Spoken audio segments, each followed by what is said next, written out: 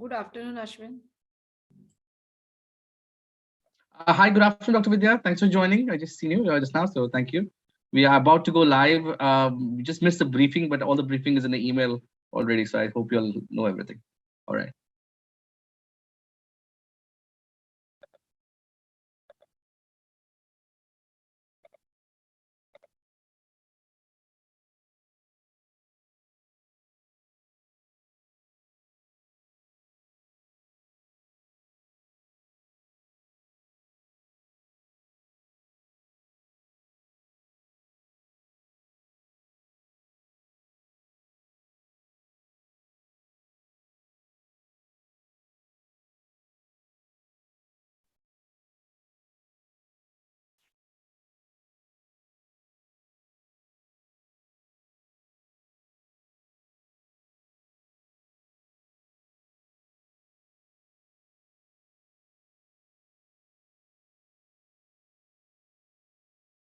Good afternoon, everyone, and welcome to PACT Star Awards Finals. My name is Sachin Kumar, and I'm working as Director of Client Relations with QS iGauge.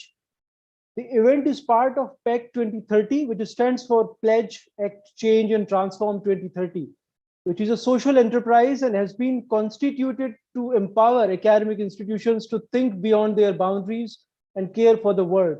Institutions have started to commit towards sustainable development goals on an ongoing basis, but we know that the power of togetherness is much mightier.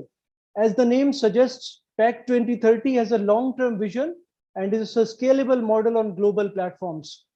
जैसा कि हम सब जानते हैं कि हम आजादी के 75वें वर्ष में आजादी का अमृत महोत्सव मना रहे हैं, अपने गौरवशाली इतिहास, संस्कृति और उपलब्धियों को याद कर रहे हैं, और ये सभी भारतवासियों को समर्पित है जिन्होंने देश को यहाँ तक लाने में अपना योगदान दिया है और भविष्य में भी इसे नई ऊंचाइयों तक ले जाने में सक्षम हैं. Students, being the future leaders, are going to play a very important role in this, and their thoughts and actions are going to lay the foundation of a progressive and responsible society. And during the course of our outreach to lots of schools and subsequent discussions with many students, we got to learn and understand their strong commitment towards contributing in making a progressive and responsible society, and for achieving sustainable development goals as spelled out by UN. In the run-up to today's event, we received 147 projects, and after the initial evaluation and semi-final rounds, we are now left with a list of 10 students who are going to make their final presentations today, and that will eventually give us 3 students who will get the awards at the end of today's event. I am delighted to share that we have 20 eminent educationists with us as jury members who are joining us from different parts of the country, and they are going to evaluate all the presentations and give their inputs as well. So let me introduce and welcome our eminent jury members. All the names are arranged in alphabetical order. Our first jury member is Mr. Abhay Chebbi. He is the Pro-Chancellor at Alliance University, Bangalore. Prior to assuming this responsibility, he has worked in several directorial capacities at the university over the last decade. He's extremely passionate about emerging technologies and has been one of the key pillars in promoting academic digitization at Alliance University. Welcome, Mr. Chebbi. We are looking forward for your inputs. Our next jury member is Dr. Colonel Amit Garg. He is the director of KIET Group of Institutions. He has rich experience to innovate and improve the educational and training organizations by improving their processes and work culture, etc. Welcome, Colonel Garg. Looking forward for your views. Our next jury member is Mr. Ashok G. Varghese. He is the director of Hindustan Group of Institutions, Chennai. He is an experienced senior director with a demonstrated history of working in the education management industry. He holds a bachelor's degree in mechanical engineering and management education from Madras University, India, and University of Michigan, USA. Welcome, Mr. Varghese. Our next jury member is Professor Atul Khosla. He is the founder and vice chancellor at Shivlini University, Solan, Himachal Pradesh. He started his career with McKinsey and Company, the world's leading consulting firm. Prior to joining Shulini, he was India's CEO and global partner at Oliver Wyman, the leading international consulting firm. Professor Khosla also advises lots of Indian and global organizations on issues of strategy, operations, and innovation. Welcome, Professor Khosla. Looking forward for your views and inputs. Our next jury member is Dr. B. Suresh. He is the Pro-Chancellor at JSS Academy of Higher Education and Research, Mysuru, Karnataka. As the founding Vice Chancellor of JSS Academy of Higher Education, he nurtured the deemed university to scale great heights in a short span of time and was successful in attaining excellent rankings and accreditation scores for the university. Welcome, Dr. Suresh. Our next jury member is Dr. DNS Kumar. He is the Vice Chancellor of Sushant University, Gurgaon. With more than 33 years of rich experience in different roles and responsibilities, Dr. Kumar has taken several initiatives in opening new paths, connecting academia to the world ahead. He has worked closely with industry and academia, which has given him an insight into both the professional spheres. Welcome, Dr. DNS Kumar. Our next jury member is Mr. Jyotishman Datta. He is the Managing Trustee for Assam Downtown University. He was involved in ADTU from the stage of conceptualization to application to inception. He is also involved in various other ventures such as Downtown Hospital, Downtown Enterprises, and many more. He is an alumni of Delhi University and he has completed his management education from Manema IMS Mumbai. Welcome, Mr. Datta. Our next jury member is Professor Dr. K. Sriharsha Reddy. He is the director at Indian Institute of Management Technology, Hyderabad, and a passionate academic leader for last 2 decades, facilitating quality learning environment for various stakeholders of management education in India. Dr. Reddy is an alumnus of LSE London and attended short-term programs at Harvard Business School, ISB, IIM Calcutta, etc. Welcome, Professor Reddy. Our next jury member is Mr. Kuvar Shekhar Vijendra. He is the co-founder and chancellor of Shobit University, India, and a prominent social entrepreneur based in New Delhi. He is a persistent advocate of the initiatives for education for all, secular values, crisis management through diplomatic and peaceful ways, and globalized system of learning and peaceful coexistence. Welcome, Mr. Kuvar Shekhar Vijendra. We're looking forward to listening to you. Our next jury member is Dr. Madhu Chitkara. She is the Pro-Chancellor, Chitkara University, Punjab, and Chitkara University, Himachal Pradesh. Dr. Chitkara co-founded Chitkara Educational Trust in 1998 with a vision to impart quality education to seekers of the region. She holds a PhD in education and has had a diversified career with variegated experience in the field of education spanning 4 decades. Welcome, Dr. Chitkara. Our next jury member is Mr. Punnus George. Mr. George is the executive chairman for St. Gitt's Group of Professional Institutions, Kerala. He is a strong professional with engineering, management, and legal background and graduated from Kerala University, Mahatma Gandhi University, and Stanford University Graduate School of Business. Welcome, Mr. George. Our next jury member is Mr. Rahul Singhi. He is the co-founder Purnima University and director Purnima Group. He's a second generation edupreneur, a sports influencer, digital media fan, a photography hobbyist, rider by passion, and father of 2 children. Welcome, Mr. Singhi. Looking forward to listening to you. Our next jury member is Mr. Raman Batra. Mr. Batra leads NIT Greater Noida, India in the capacity of Executive Vice President. He's an accomplished business leader with 2 decades of experience. He's a focused and diligent executor with expertise in management and holds MTech degree from IIT Bombay. Welcome, Mr. Batra. Our next jury member is Dr. S. Mantha. He is the Chancellor of KL University, Andhra Pradesh. Dr. Mantha is a former chairman of All India Council for Technical Education, AICTE, and has served as President, National Board of Accreditation as well. He served as Chancellor of the KL University for a period of 3 years and as Pro-Vice Chancellor of the SNDT Women's University, Mumbai, also for 3 years. He has implemented several initiatives which promoted transparency and accountability in higher education. Welcome, Dr. Mantha.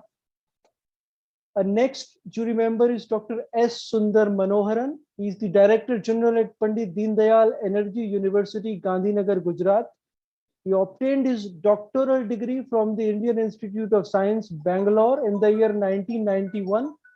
And after his postdoctoral fellowship, he served at the Indian Institute of Technology, Kanpur as professor between 1996 and 2014.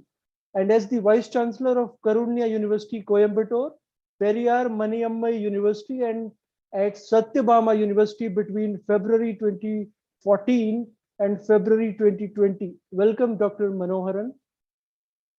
Our next jury member is Professor Dr. Sandeep Sanchez. He is the Vice Chancellor or Provost at Marwadi University, Rajkot, and also the past President of Association of Indian Universities, New Delhi.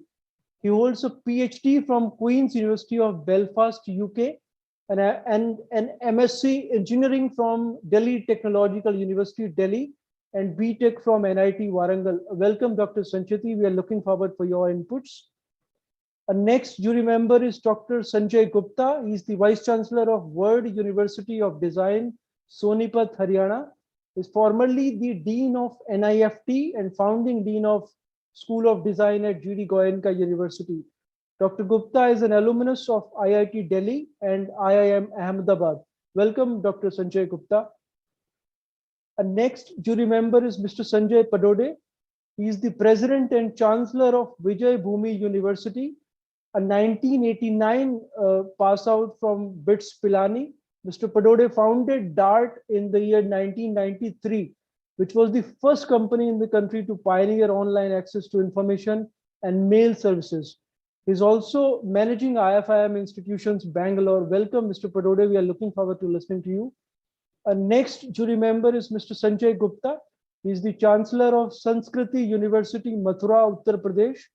His expertise lies in building organizations, leading large teams, establishing systems, and providing vision.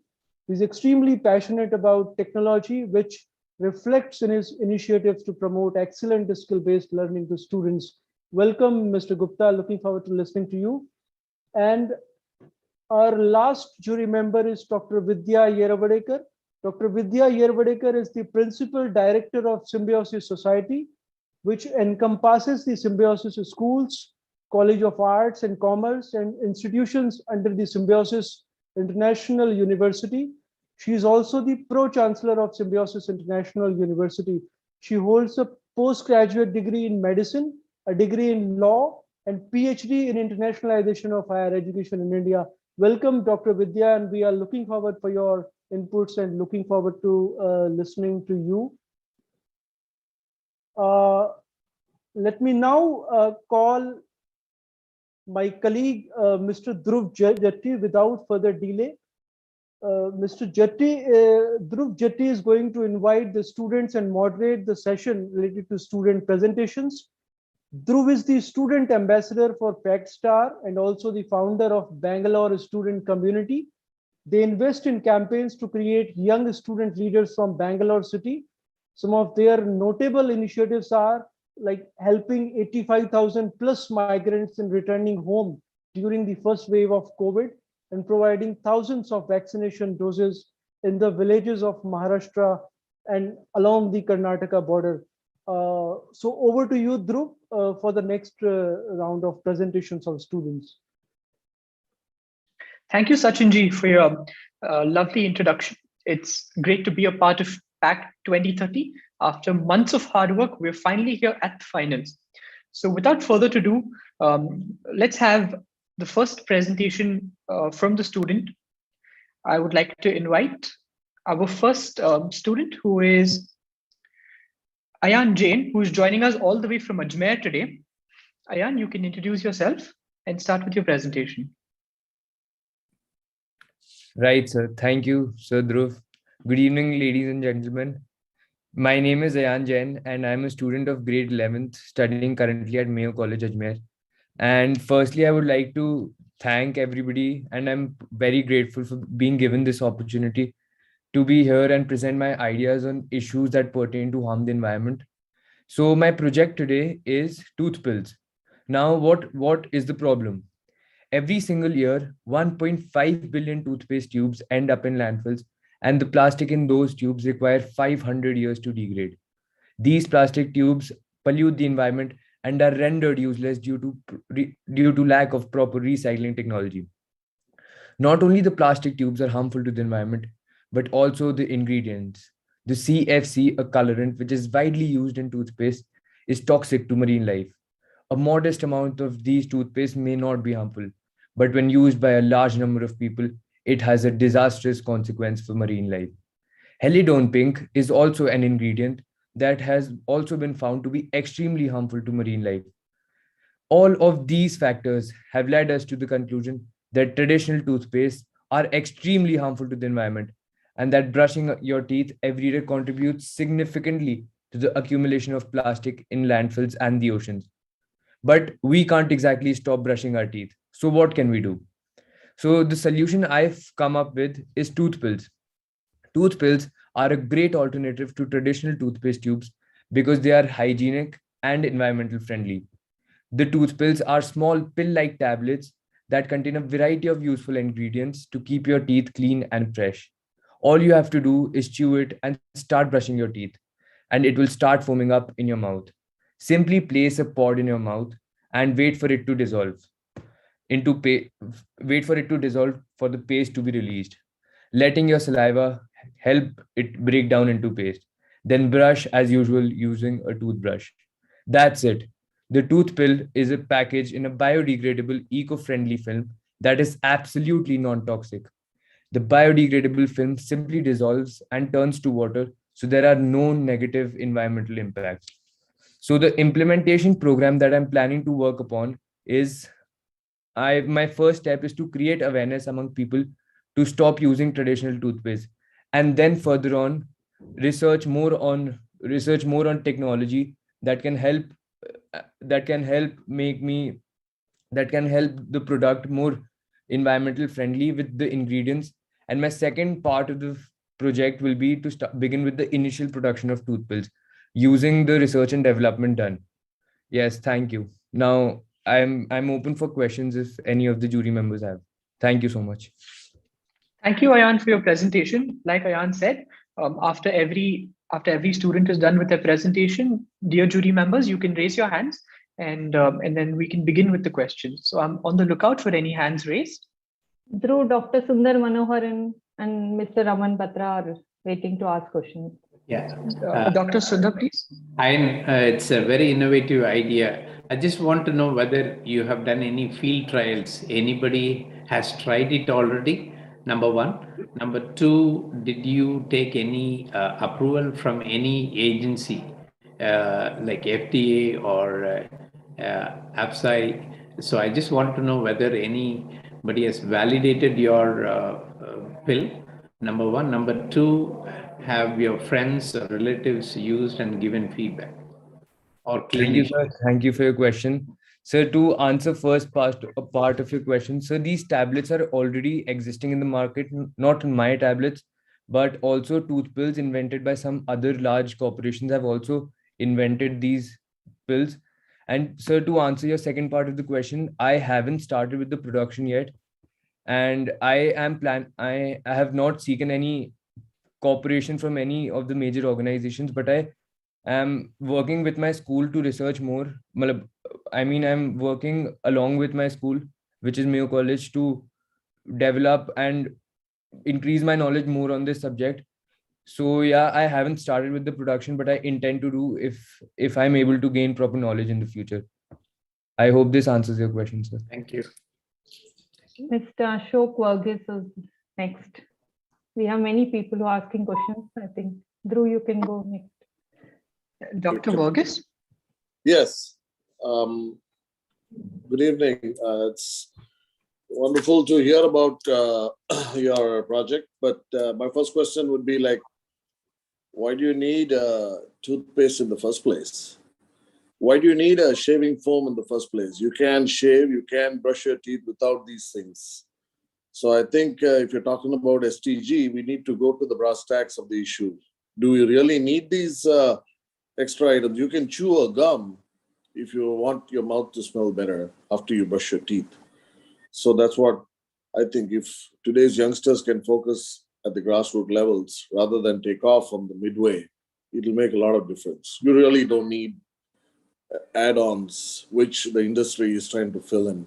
A pill which you could pop probably just to clean your teeth off and to put in what is required would solve the problem. That's what research shows. I might be wrong. Yeah, thank you. Right, so no, you're absolutely correct. Sir, so basically, as you know, many people, almost the whole world uses the toothpaste. So I'm talking about the plastic discharge it does and the collection of dump it does to the landfills. So for that part of the solution, I'm planning to come up with Toothpills so that there are no much of plastic disposal in landfills and harmful effects to the marine life. So yeah, I hope this answers your question. Dhruv, Mr. Raman Batra next. Yeah, good evening, Mr. Jain. It was a good presentation.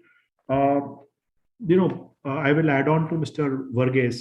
So the pills already exist, but it started where younger kids never wanted to brush their teeth. So make them hygienically clean. It was being introduced in a few other foreign countries, and it was also being used for the pets. So I think the idea is very good.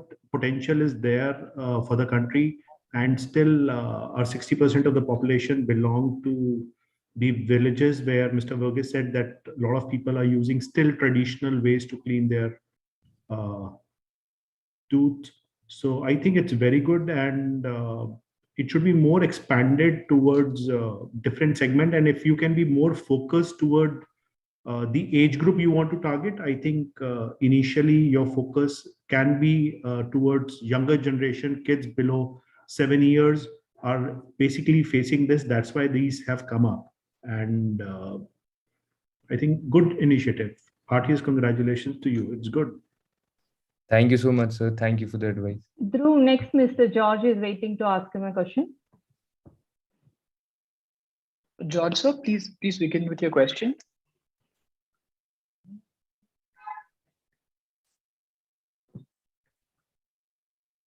Okay, I think Dhruv, we can proceed with the next participant. Great. Thank you so much, Ayan, for joining us. Your idea is something extremely out of the box for many of us over here today. Great to have you here at PACT. You've made it to the final, so we wish you the best of luck. Moving on to our next contestant.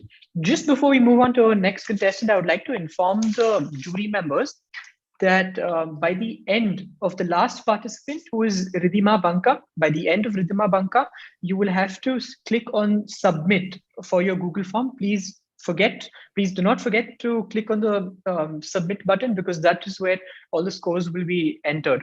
So our next contestant, joining us from Haryana, Abhilaksh, I would like to invite you to the floor. But you can listen. Thank you so much, sir, for handing over me the opportunity to speak. First of all, I would like to start with the name Drona. Drona derives its name from Guru Dronacharya, who stands for guidance with knowledge. And that's what the Project Drona stands for. Project Drona aims for a community-to-community service, wherein we invite the community to help the community. This is to increase the feeling of internationalism. Vasudev Kudumbakam. Earth is but one global family, wherein we must realize that each and every contribution that we give is very essential to the international community. While Mr. Antonio Guterres, the Honorable Secretary General of the United Nations, went on emphasizing on the need of international urge, we must realize that first of all, there needs to be an address of the problem. What is the problem? The accessibility of education to many underprivileged children is very less. That might be due to various external factors, that they are maybe not living in a place where they have the adequate resources to study. Unawareness for the global responsibility. I would like to emphasize on the fact that from a daily wage worker to a big businessman, everyone has an essential role to play in the international community. lack of moral, ethical education. When we talk about math, science, history, whatever subjects, we somewhere forget that there is an urgent need to spread the awareness about what is the meaning of the existence of every global citizen. What is the solution to this? Project Drona aims at a cyclic contribution from the community, which is going to be willful by each and every member who wish to serve the community, which is learning by teaching and teaching by learning. The biggest solution starts when we have the realization of the fact that the problem is way more bigger than it is addressed as. Willing contribution is highly appreciated, wherein we organize workshops to educate the students not only in underprivileged area, but all over India, and sometimes in the whole world. We need to realize this, that every person can contribute a very small part of their knowledge to the education of underprivileged children. This project has got no limits, wherein the suggestions from every type from everyone is highly appreciable, as this is a never-ending project and there's an open-ended solution to this. Awareness campaigns and educational workshops are highly encouraged, wherein we connect the backward areas. We connect the educators from all over India to the backward areas. Yes, the problem lies in the rural areas, but those are not only the people who needs to be aware of their responsibilities. We as educators and they as the needers of this help needs to understand that we have equal global responsibility towards each other. This shall be divided into three major forces. First of all, donation of resources. If you are someone who is not really into teaching, you can definitely go on donating the resources, which can be monetary or any type of resources that you want to donate, as in books or pens or whatever. Volunteering for teaching. We will be organizing workshops and teaching and educational programs in these underprivileged areas, where you can volunteer as a teacher, share whatever knowledge you have, and therefore you will be learning by teaching and teaching by learning. There's an opportunity creation. If you are an essential stakeholder of the society, you must realize that you have an essential role to create opportunities for these people. The cost of the opportunities is very high. And if you can pay that, then you are an essential stakeholder of the society. The direct interaction of educators with the children is very much needed.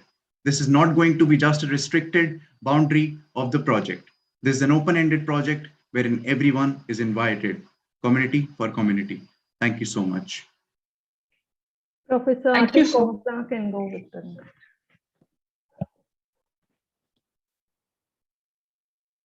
Yeah, thank you so much, Abhilaksh. We're looking for questions. Dr. Atul? Yeah, can you hear me? Am I audible? Yes, Doctor. Abhilaksh, a good presentation. I'll be very blunt over here, but I was lost. I just don't know what you want to do. You sounded more like a politician than an entrepreneur. So can you take 30 more seconds and tell me ki karoge kya yaar? What are you trying to do? Absolutely, sir. Sir, to keep it very concise and short, I would like to ask the whole of the community and anyone who is willing to educate these underprivileged children. I invite everyone who is willing to share any sort of knowledge with these children. We will be organizing workshops and educational programs and various types of activities, which will obviously be included by the suggestions that you give.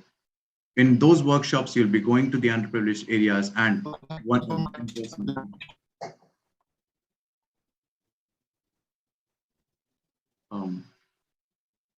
yes, sir. So moreover, we will also be.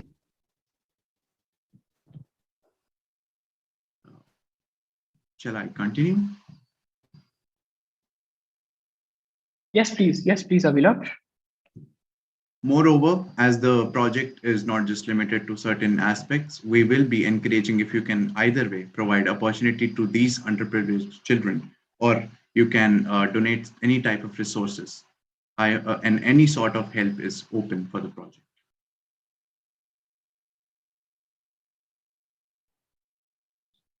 Dhruv, Dr. Madhu Chitkara is next. Dhruv, we are very impressed with your presentation. Well said by Atulji that you are a good orator. The only question with me is that you have written in your this thing that you have done some awareness campaigns and you have done something in educational workshop. So we just wanted to know all the listeners sitting here that actually how many workshops till today you have done as a sample, and have you adopted the villages, or what was your sample size? So how you have done this survey? And when the initial idea of me educating the children started, it was more or less that I wanted to share an experience that I myself have got from attending many global conferences, such as the Model United Nations. As I went there in a remote village of my hometown, I saw that there is a need that we need to spread the internationalism amongst the children, wherein I talked to the children from grade 9 to 12, and I told them about the trends in the international diplomacy, the way the world works. And I further encouraged them that the way you contribute your best efforts to the community that's how your group going to start. Avilaksh, here it is a point to be noted that you were talking about the international awareness amongst those 9 to 12 students, whether they were clear about the national problems? Absolutely, ma'am. So, ma'am, first of all, Yeah, carry on. Sure. So, ma'am, the main aim of this was not to be confined by any of the boundaries, rather to raise the awareness that these boundaries shall be fought with a solution. So I discussed with them various aspects, but the national problems, to be very precise, were not particularly highlighted, but the whole idea was to raise the awareness that these national problems needs to be addressed and be fought with. And if you get the funding, then how you will start your project? What will be your first step for doing it? Ma'am, absolutely. First of all, the project has already started the day I went to educate the children by myself, as I shared my own experience. First of all, I will be releasing out applications or asking for the contribution by anyone who is willing to help. So how much you have contributed till today from your own pocket? Ma'am, actually, it was nothing from my pocket, but rather from my brain in terms of sharing the knowledge. Because it does not meet any particular. Okay, thank you. Well done.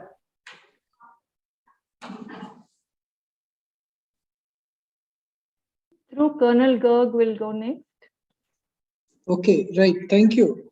So Avilaksh, my compliments, and I must say it's a very noble thought. I will say it's a very noble thought. We all are party to it. We all second your thought. But I feel that what Dr. Atul.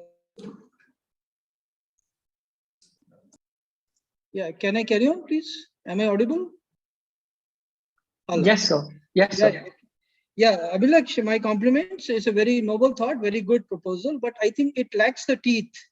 You need to, deep dive a little more for its execution. Like you mentioned two things which catch my attention. What about the funding allocation? You have not mentioned anything about the funding allocation. And second is the willing contribution you have mentioned, the willing contribution. Now, what is the modality for that? Is it going to be a physical connect with the students, or is it going to be online connect? And if it is a physical connect, how are you going to move it forward? Because you alone cannot handle it at all places. And if it is going to be online, then you need to create a website. You need to have an interface between the educators and the students. So I think all that needs to be thought in detail, and then accordingly the modalities to be worked out. But it's very good. But for its execution, I think is a miles to go. We need to really work hard. We need to really go into the execution aspects of it. Yeah, these are my thoughts. Thank you. Surely, sir. Thank you. Thank you so much, Dr. Colonel Garg. I would like to invite Dr. DNS Kumar to ask Avilaksh the question.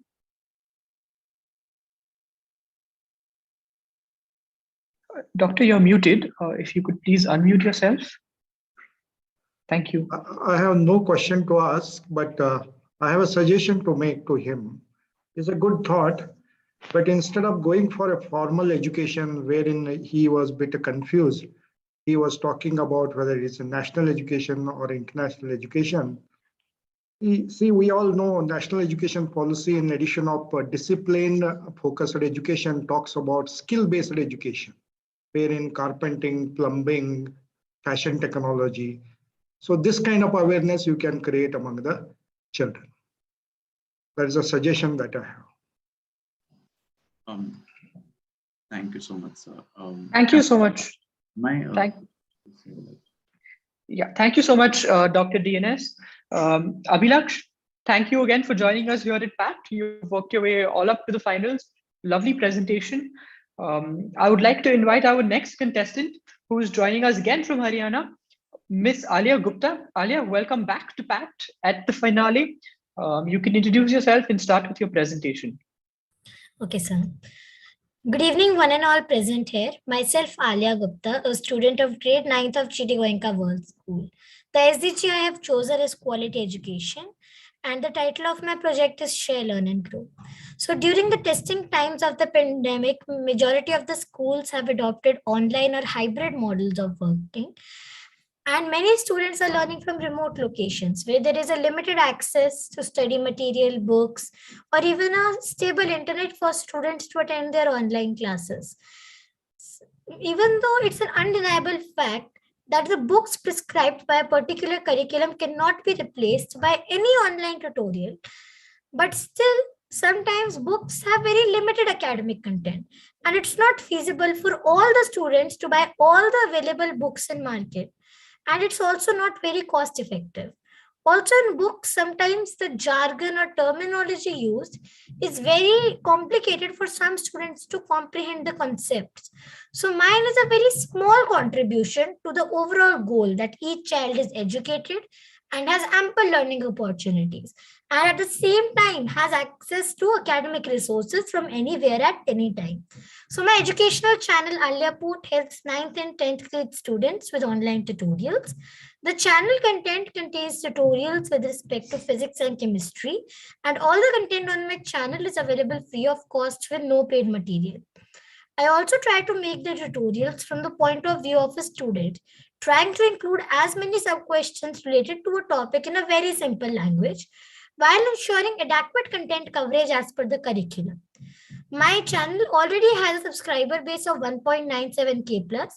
I already have 2.2k plus watch hours and 81k plus views. So I've also included a snapshot of what you will see if you open my channel page. You can get to it if you search Aliya Put on YouTube. My channel is going on well without any funding also, because all I need to make tutorials is my camera, board, duster, and a pair of markers. And if I hit 4K watch hours, my channel will be eligible for monetization. And I will be able to improvise my tutorials by procuring advanced resources and smart tools like an interactive white digital board. And with the monetization money I receive, I will follow the 33% principle, which says you should save 34%, donate 33%, which I will be donating towards the education of the needy, and spend the rest 33%. I'm going to spend it on further academics and channel promotion. However, if I am eligible for funding, I will use it to get an app and website developed for my channel, which will make navigation across the channel easier for the viewers and students. Also, I will be able to procure interactive digital smartboard immediately, which will improvise my tutorials, specifically the ones which involve physics derivations. Also, once my channel is publicized, I will include an option for donations, which shall further help in the academic contribution for much deserved students. This can be done by collaboration with an NGO working towards the education of students. So I now conclude my education and my presentation, and I am open for any questions. Thank you. Thank you so much, Aliya. Lovely presentation. I would like to invite Dr. Datta for the first question. Hi, good evening, Aliya. Good evening, sir. I like the simplicity of your idea and how you're doing it. Just a few questions. Do you have anyone else helping you, any of your friends or family with other subjects, or you are handling all your subjects? Or are you present in other platforms as well, other social media platforms, or you're only using YouTube? I just wanted to know. Sir, I'm only using YouTube. Facebook, Instagram, those platforms are only used by my parents. Okay, and you have other friends or colleagues who are helping you with the content, or you are doing all the classes yourself? No, sir, I'm doing it myself.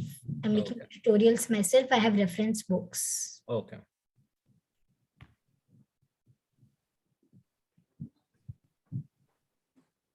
All right, thank you. Thank you, Dr. Datta. I would like to invite Mr. Gupta for the next question. Good evening, good evening, Aliya Batra. Congratulations. You have a wonderful idea. At the present, you have viewers on your side.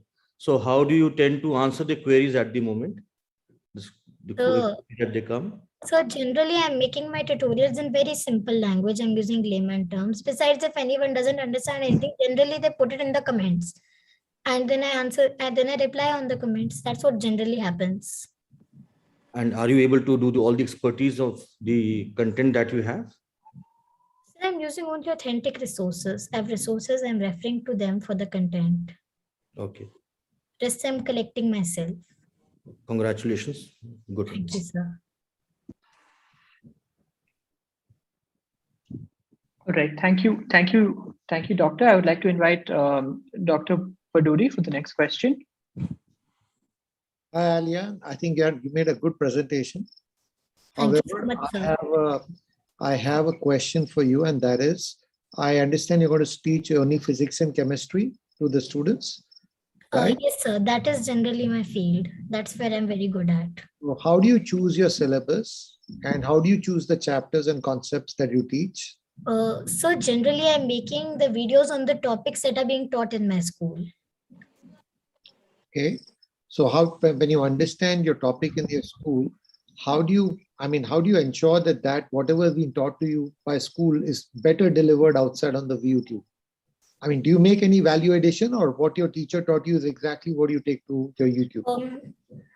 So what my teacher taught me, I include that, and the other resources I have, I include content from those also. So if I find any extra information, I make sure to include it. Can you just name one content resource that you use?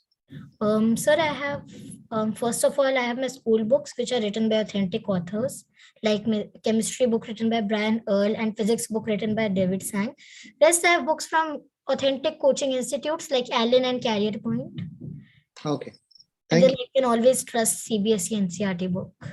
Thank you, Aliya. All the best. Thank you, sir. I would like to invite Chebiji for the next question. Abhay Chebiji. Hi. Aliya, fantastic presentation, and clearly you've thought this through very well. My question were two. One, Mr. Patode did ask you. The question was, how do you develop your modules? What is the timing of each of the topic that you take up? And how do you actually develop the modules? And is there any feedback mechanism that you have where you have these chats and queries that students put who follow and watch your videos to improvise your delivery? That is one. And how do you go about that?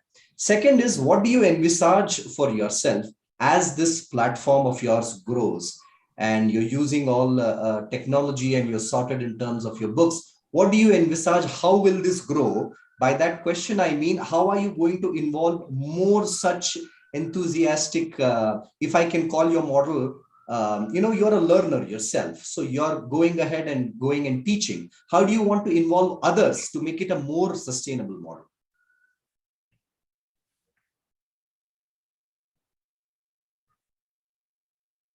Did you get my question, Aliya? So if you could repeat it again, that would be great. See, two questions. One, how do you develop your content? In the sense, do you fix a time period, 10 minutes, 20 minutes for a particular concept or topic? And how do you distribute that? A better use of whiteboard, concepts, teaching, etc. How do you do that? This is more of what Mr. Patode asked you as a question. Number two is, how would you make this a more sustainable model for it to grow by involving more such people like you onto your platform or your channel? Or do you want to do it all by yourself?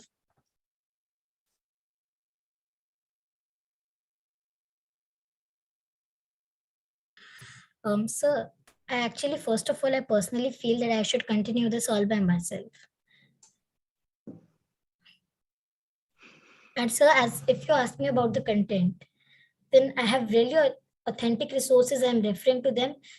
And if you're asking for the duration of the videos, then it depends on the topic. If there's a small topic, I don't think it will exceed 10 minutes. But if it's a big topic, I can take it up to 40 minutes as well. other. All right, Aliya. Thank you. Thank you, Mr. Chebi. Dhruv, can we move to the next presentation, please? Sure, ma'am. Thank you, Aliya. Lovely presentation. Such a great idea again. Using the whole online platform to a new level of, bringing different content together. I would like to move on to our next contestant who's joining us from Delhi this time. This is Master Dipanshu. Dipanshu, welcome to PACT 2030. Without wasting any more time, you can start with your presentation. Thank you, sir. Just confirm if I'm audible.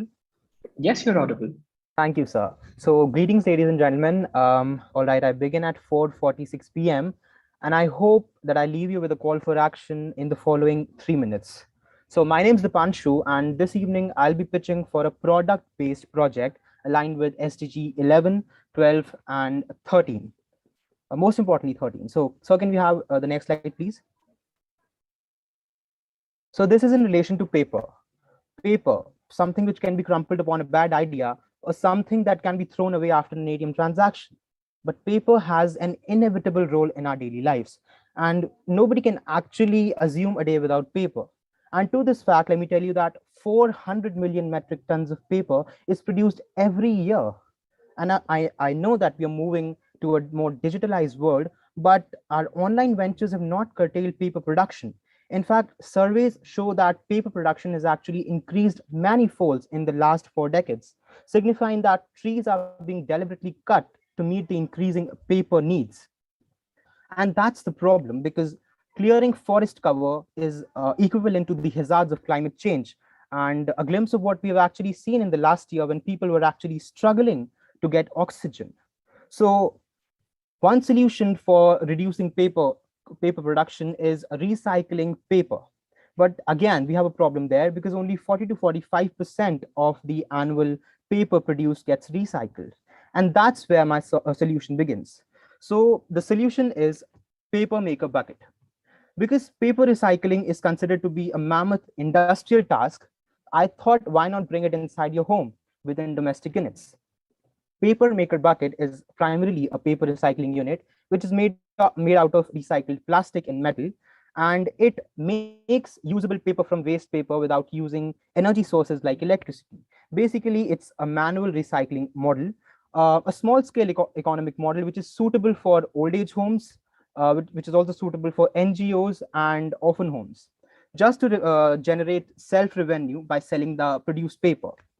Interestingly, 1 unit of this bucket can be manufactured under 2,000 rupees. And if you're able to touch 0.1% of the market just in India, we'll be able to pull out a revenue of rupees 62 lakhs just in 6 months. How interesting is that? The funding that I need initially is 1,20,000, and the flowchart is right there. We need funding for raw material, labor cost, assembling, accounting, and marketing, which sums up to 1,20,000, which is the initial amount required. And it may vary according to the market environment in due course of time. Now, I'd like to show you the prototype of the product, and I'd like to request Dhruv sir to share the video.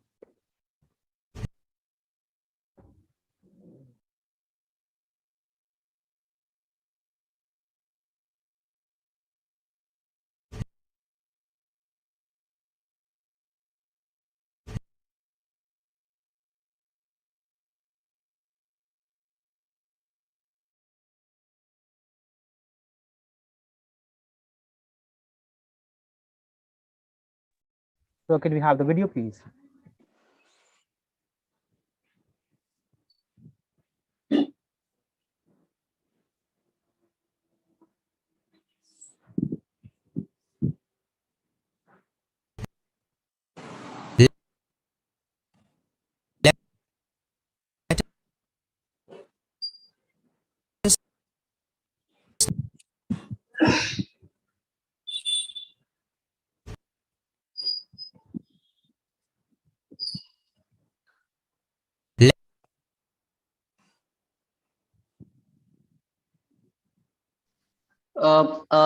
I can play it at the last, if you can allow me. So I'm done with all I need to speak, and I just want the jury member to see the video. I'll share the screen. Please stop sharing the screen. Yeah, one second, Abhishek. Yeah. Jury members, sorry for the inconvenience. There was some slight, technical glitch.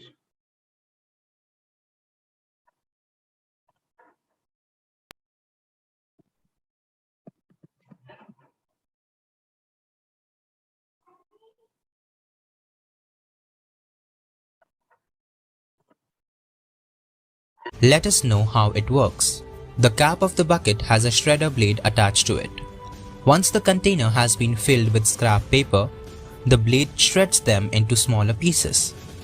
Water is then added to be soaked by these paper chunks. Once again, with the help of the blade, the soaked pieces are made into pulp while the extra water is removed by the sieve at the end of the pipe. The pulp that is prepared in the shredder and soaker will now be transported through the pipe to strainer tray 1, where it will be spread out, draining the extra water. Once the pulp is spread out on the tray, the handle given at the side can be rotated to let the presser press the sieve tray and drain out the extra water. Then, the presser can be rolled back to its original place. After this, tray 1 can be pulled out and replaced by any other empty tray, and this process shall continue until there is no strainer tray left empty. The squeezed water can be collected down the bucket in a container connected to a water outlet, using the water again and again without wasting it. Once every tray has a wet pulp sheet spread on it, they can be placed out under the sun to dry as paper. Thank you, sir. So this is still work in progress, and I'm looking for incubation and mentorship for the same. Thank you. That's all from me. Thank you so much, Dipanshu. Looking at the questions from the jury, I would like to invite Mr. Batra for the first question. Yeah. Hi, Dipanshu. Myself, Raman Batra from NIT Greater Noida. So I don't have a question. I just have a suggestion that we are already working on a similar kind of a product over recycling corks, cigarette butts, etc., and making different usable products. So already we have incubated a startup in that area, and we have created a marketing vertical for them.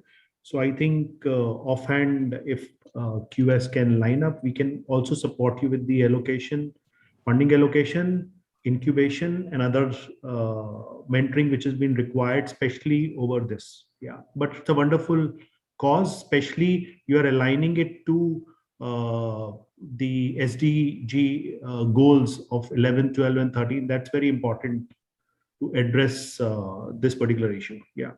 Thank you, sir. Thank you so much. Thank you so much, sir. I would like to invite Mr. George for the next question. Mr. Dipanshu, great appreciation for your initiative.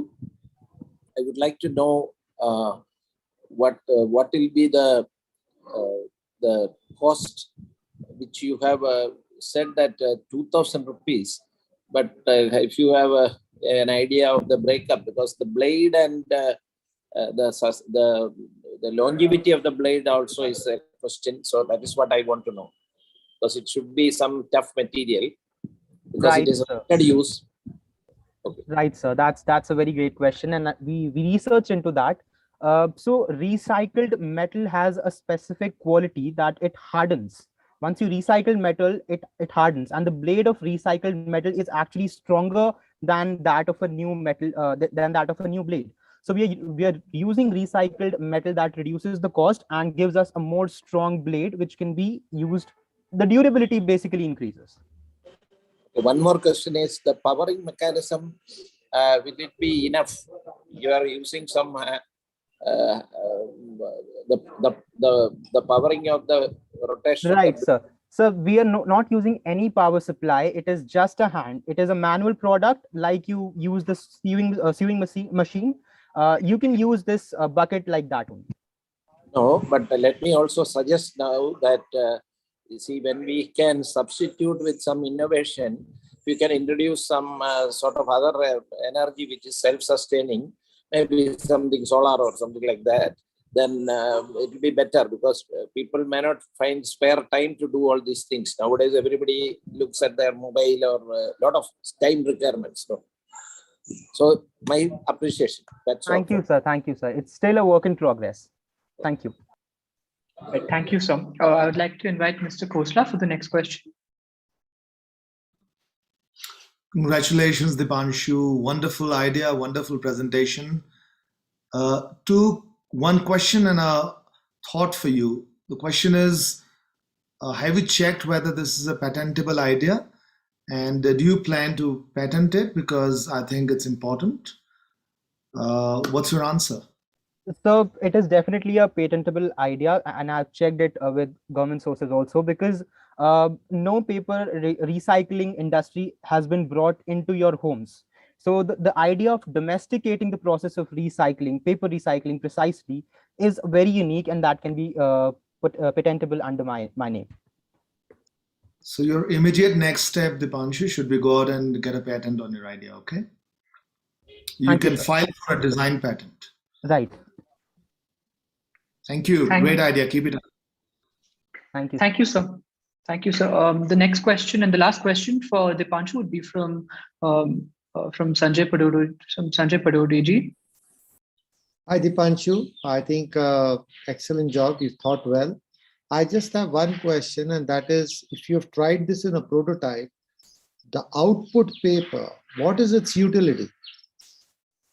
All right, so that's a wonderful question, sir. So the output paper, the paper that we are getting, is very much usable, and it is almost like the paper we use in the newspaper industries. So the NGOs and orphan homes who will be producing this paper out of our product can sell it to random users by making notebooks, and they can sell raw paper to newspaper houses also, because they are also looking for cheaper substitute for printing the newspapers.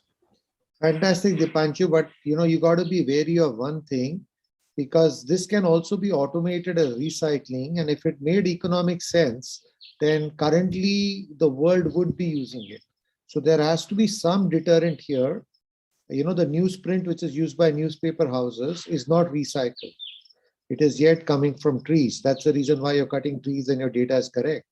But question is, if that was commercially viable, then this would have already happened. What is the reason why they can't? Can the offset presses take the stress of the paper that you're creating?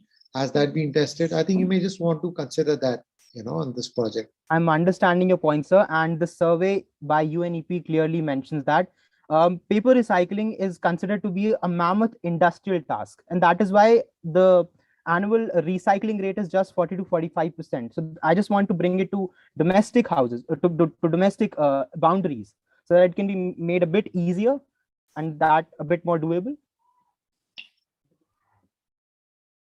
So you are on mute. What is the volume of paper one can produce in a day in this? So I'm sorry, I am not having the statistics right now. All right. Okay. Thank you. Thank you. Thank you, sir. All right. Thank you so much, Sanjay sir. So thank you, Dipanshu. Lovely presentation. I think we're done with the questions here. Again, a short apology to the jury members for not being able to, take all the questions at once because of the, the time paucity that we have. So thanks again, Dipanshu. So let's move on to our next contestant, who is joining us from Patna. Harsh Kumar, welcome to PACT 2030. Hi, am I audible? Yes, Harsh, you can start with your presentation.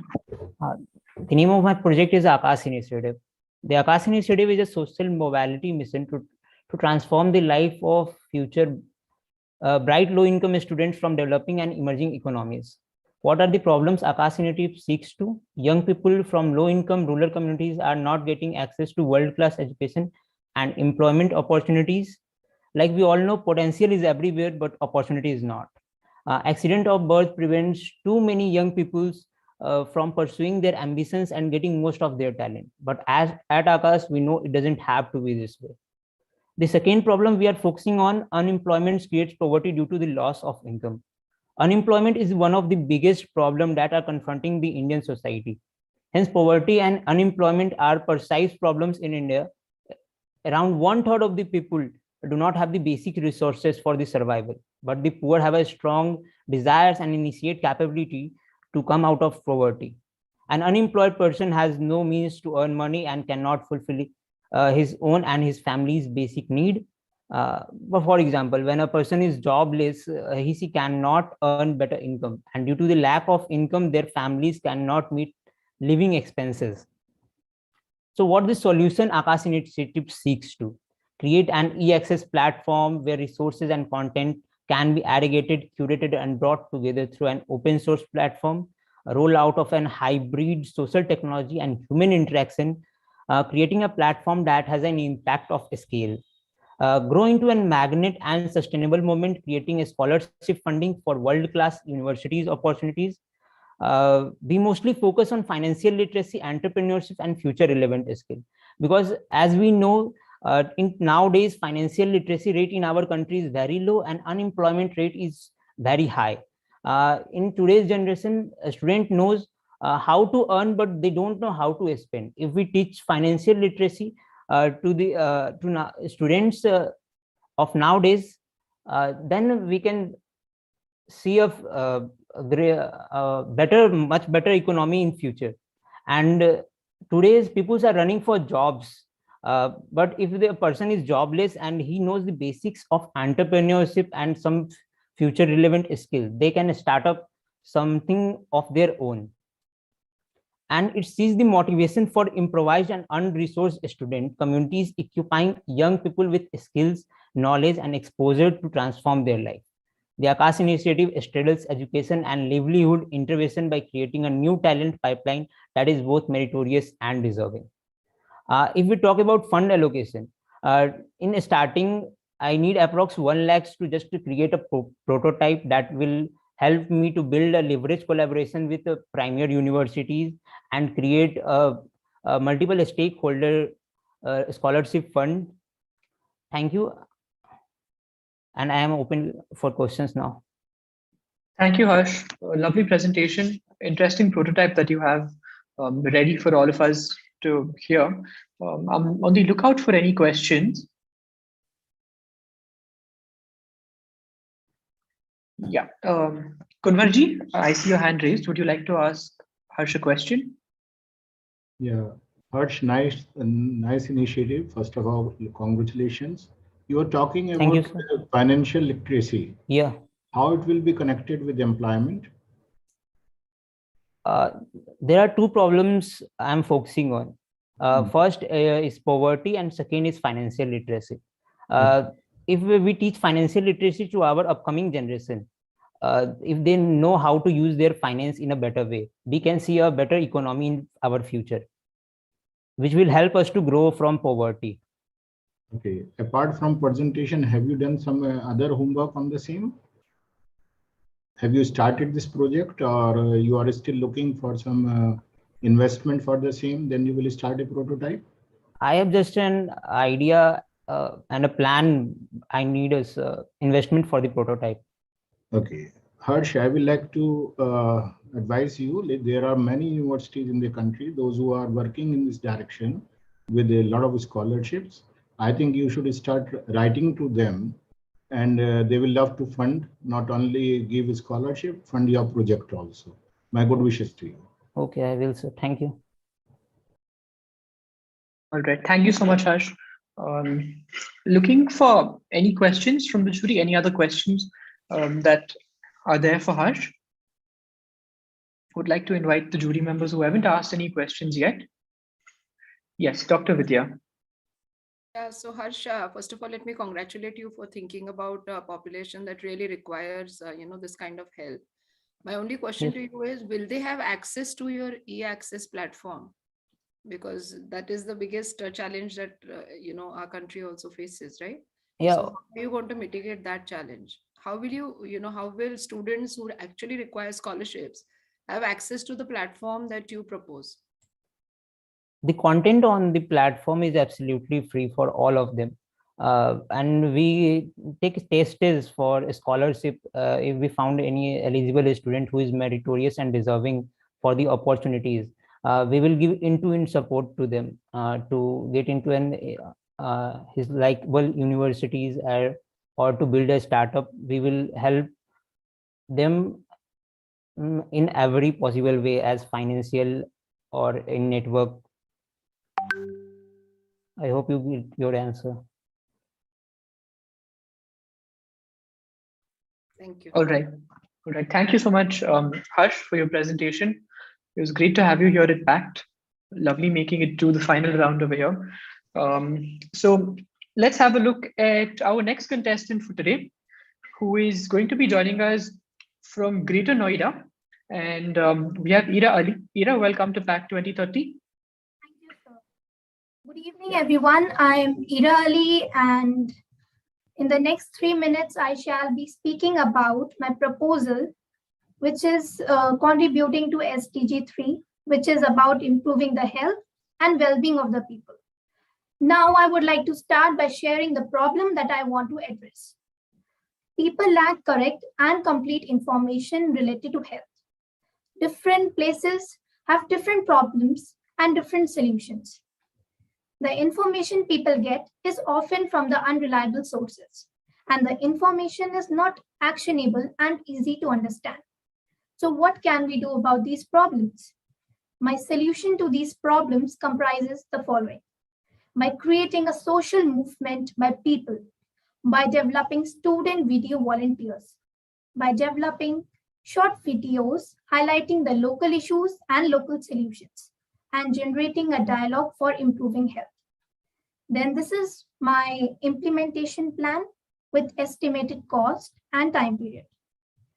Setting up and maintenance of a website that is going to take 2 months. Then identification and training of the first batch of 25 video volunteers, which we are going to identify, which is going to take 3 months. Then we are going to generate a self-learning video module for the new volunteers who are going to join us. That is going to take approx 1 month. Then we will be producing short videos. That is also going to take 1 month. And then there is going to be an ongoing dissemination of the videos through different social media platforms and ongoing training for the volunteers. So this was briefly about my proposal, which revolves around creating video volunteers, using simple technology and empowering people. So this was all. Thank you, everyone. Now I would like to welcome questions. All right. So looking at the questions, I'd like to invite Dr. Reddy for the first question. Yeah, good evening, Ira. It's a nice problem statement you have identified, but I'm only wondering, already market has got several such YouTube channels, and so how is that you would differentiate? How is that you will establish that your video content is correct and complete in information related to health? Yes, Ira. So we will be creating short videos because long videos are generally monotonous. So, and the content which we will be putting there, we will be including in the videos would be rechecked by an expert, and then we are going to create the videos. They are going to be short and easy to understand, which everybody can understand, because sometimes there are some videos which are long and the things are not correct or easy to understand. So we are going to make an easy to understand.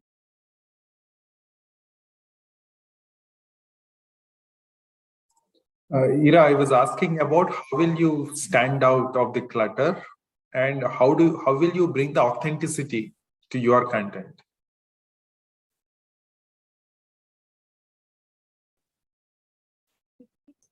Dhruv, I think we are not able to hear Ira. Audible?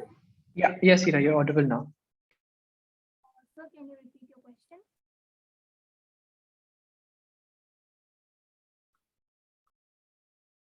So Ira is asking for a repeat of the last question. Ira, I was just reiterating my first question. How will you stand out of the clutter? And how will you bring the authenticity to your content? So I will reach out to different people. I will ask them to volunteer me, and we will be telling people about what we are going to do. And then we are going to tell this to different people, and we will try to bring out solutions to the local problems. We will try to reach out to people and ask them about the problems and try to bring easy solutions to it. Okay, thank you. Thank you, Doctor. Dr. Madhu, you have a question for Ira? Yes.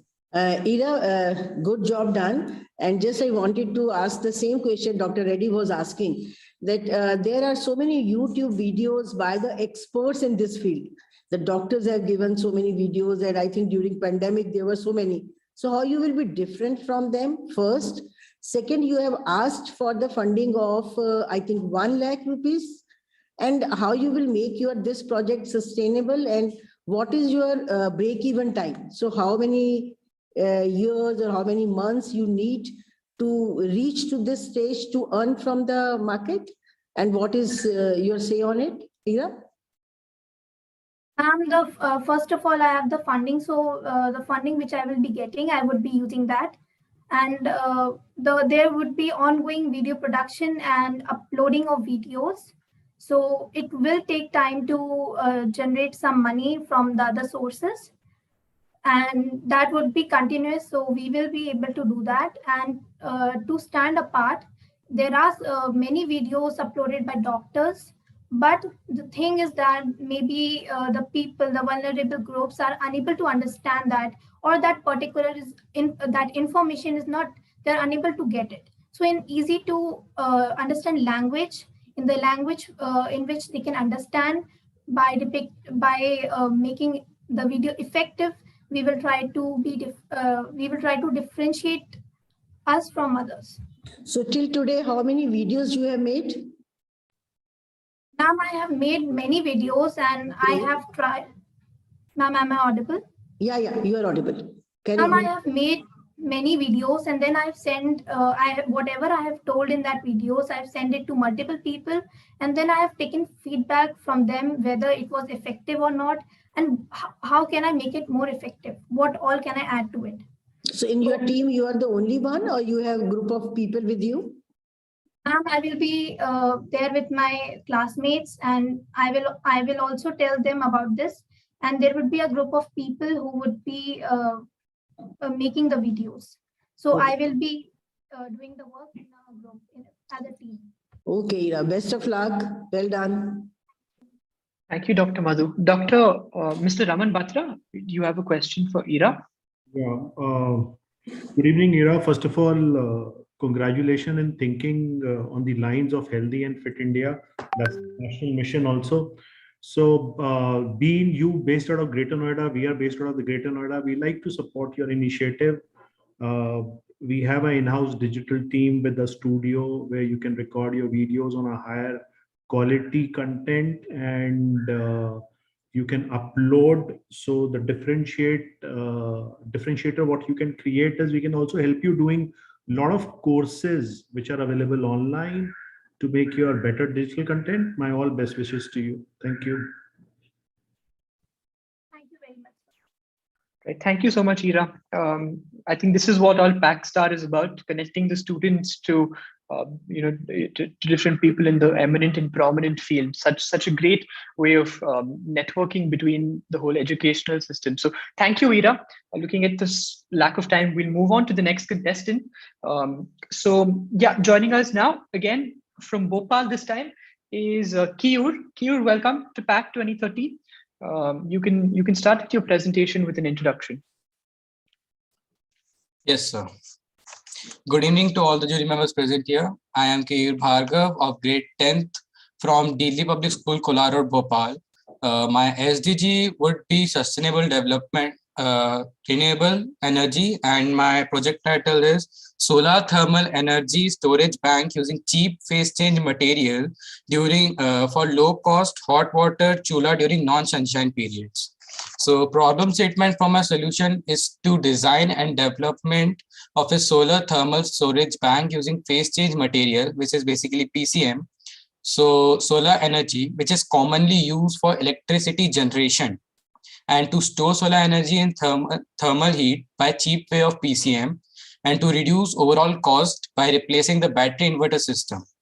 To reduce fossil fuel dependencies and environmental impacts, applications for my proposal is domestic chulas or solar hot water applications, and advantages for my proposal is to reduce electricity bills and greenhouse gas emissions.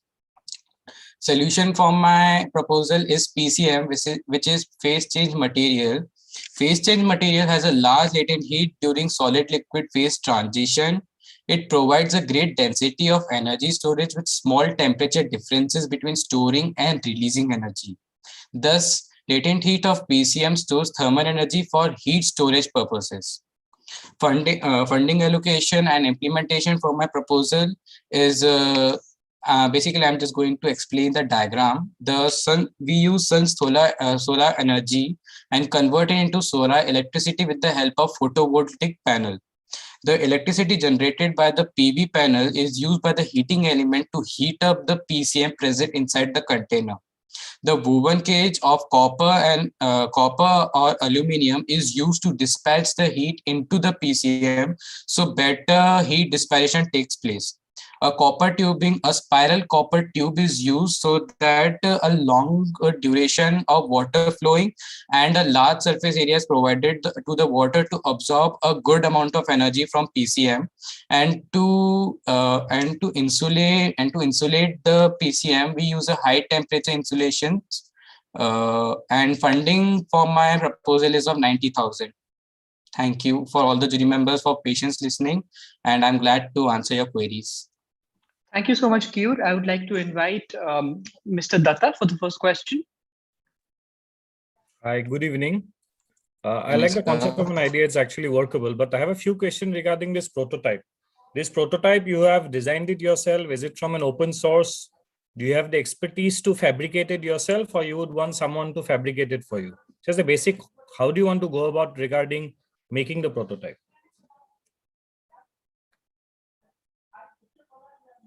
Can you hear me? I have my mentors to fabricate.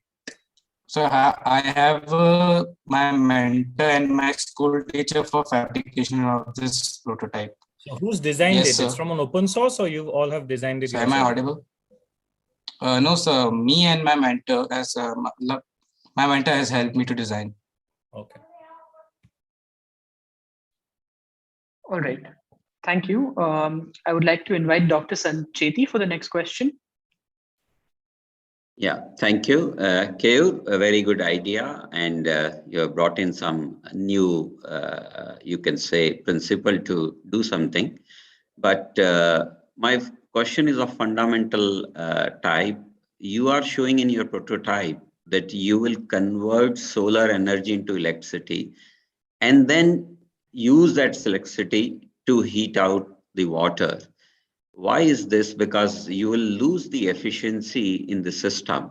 I do not know whether you have done any efficiency studies.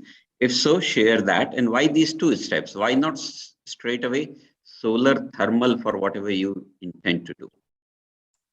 So basically, the type of the PCM I'm using is a paraffin wax, which has a large, we can say, which can hold thermal energy for a long time if insulated in a well placed.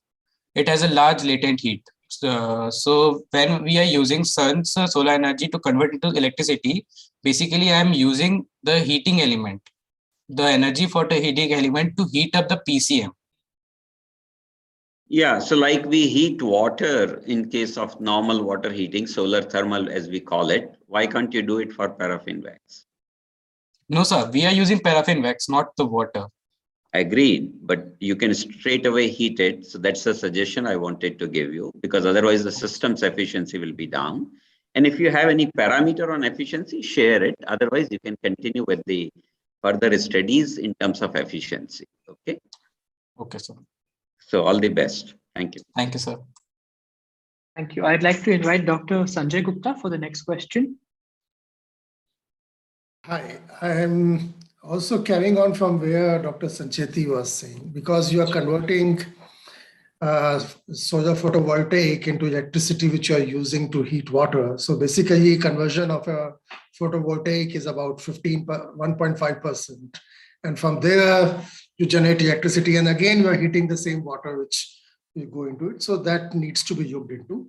Second thing is, when you're talking about paraffin as a PCM material, you're talking about low grade heat. So what are the uses you're going to put that into?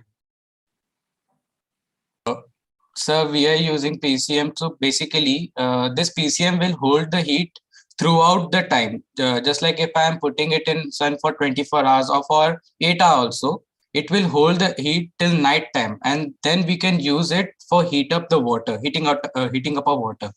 at night time also. So it's a portable thing. Okay, I think you need to relook at how much paraffin you would need to actually heat up a space in that. The idea is very good. I think you need to relook at the potential usage to which a low-grade heat can be put to. So that's some input for you. Okay, sir. Thank you. Dr. Sundar, would you like to have a question for Keyur? Yeah, Keyur, nice idea, but again, the jury members have already asked the question, but I just want to add one more comment, or probably.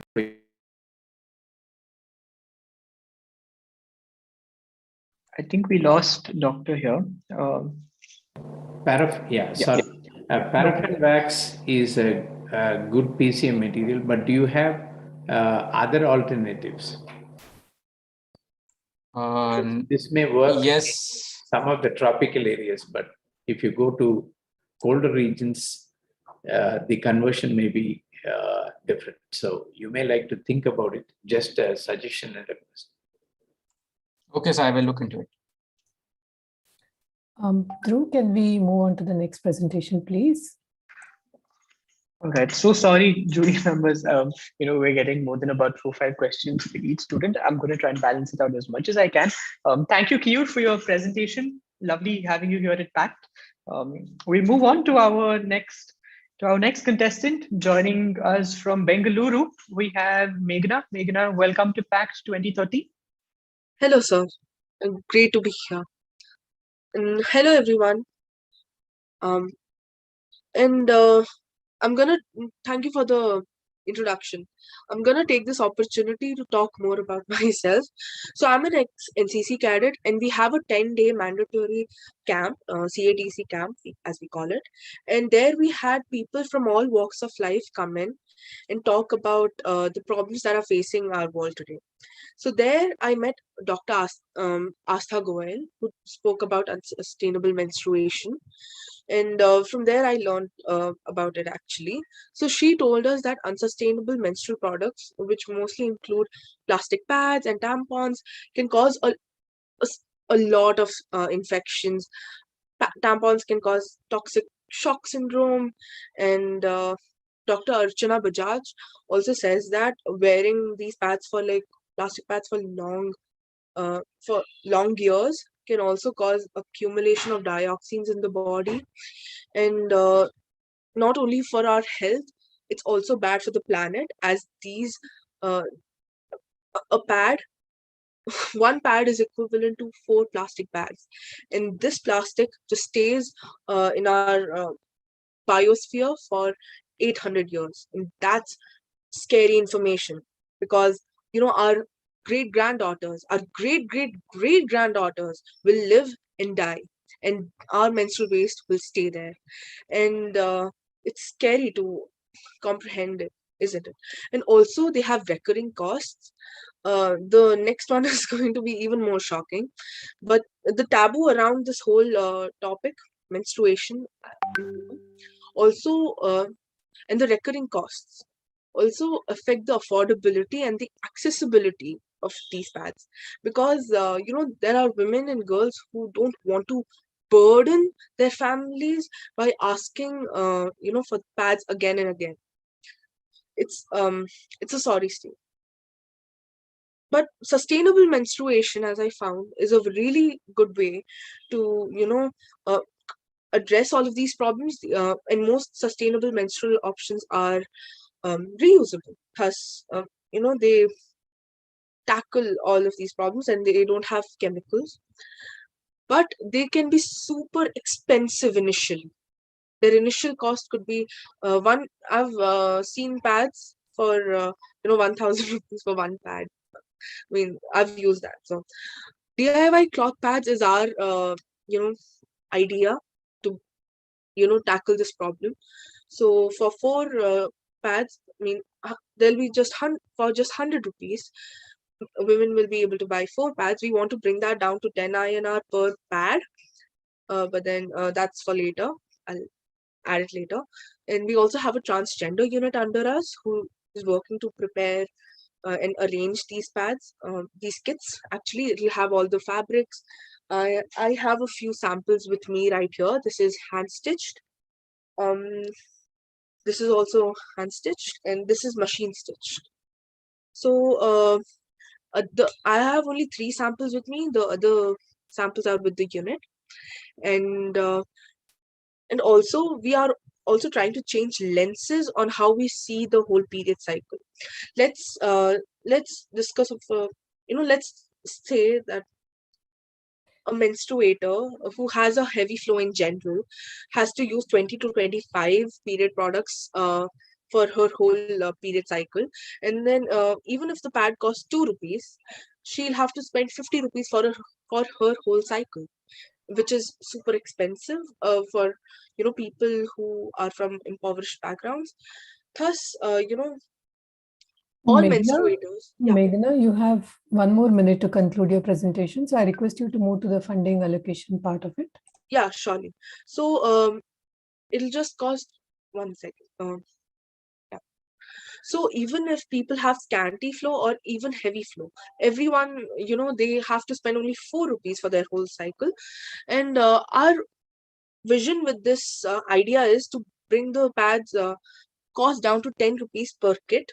But then for that, we'll have to buy these fabrics from manufacturers.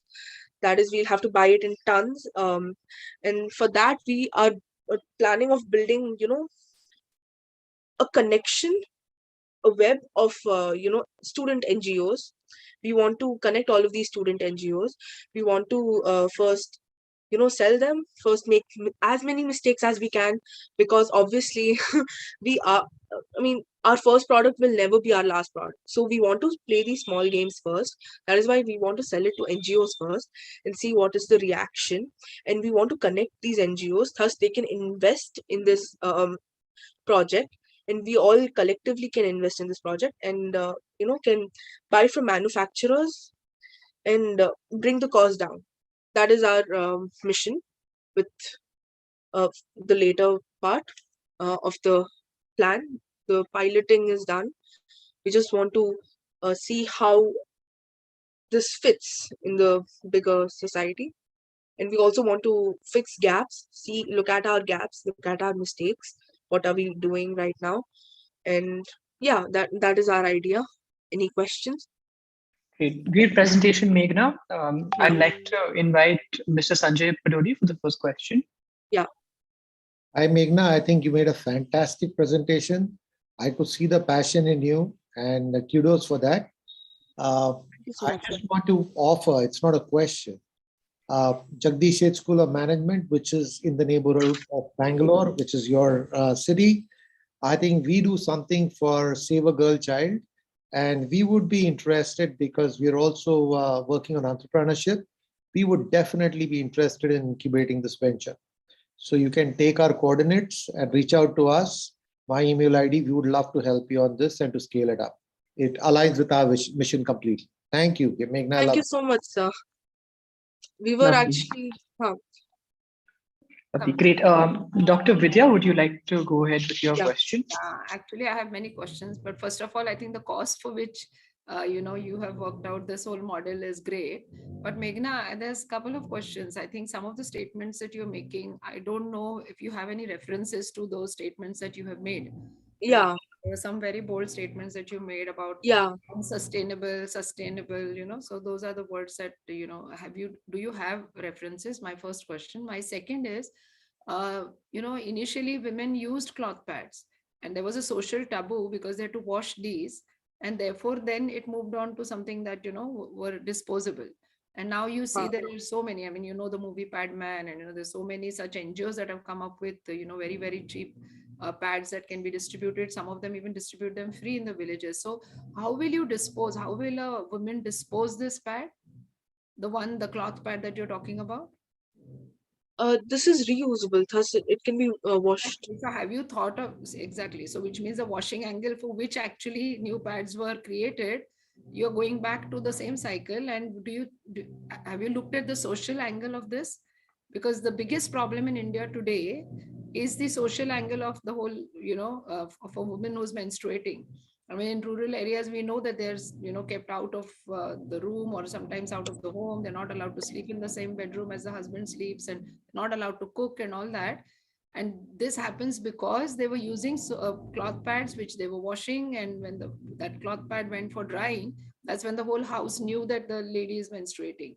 So have you really looked at the social angle is my second question. Yeah, actually, these cloth pads are different. We've contacted, older people also and what they used to use when they were younger. So they used mostly cotton. This is not cotton. This is, a different fabric. So it depends on the, what material you are using also. Normal cotton takes, a lot of time to soak, as I can say. Older fabric. Been used, sorry to interrupt, but have these been used? Have you taken it back? Yeah, they've been used by, two of our students only who made them. So they said they were very comfortable. That is why we also want to give it to more menstruators and look at a more balanced view.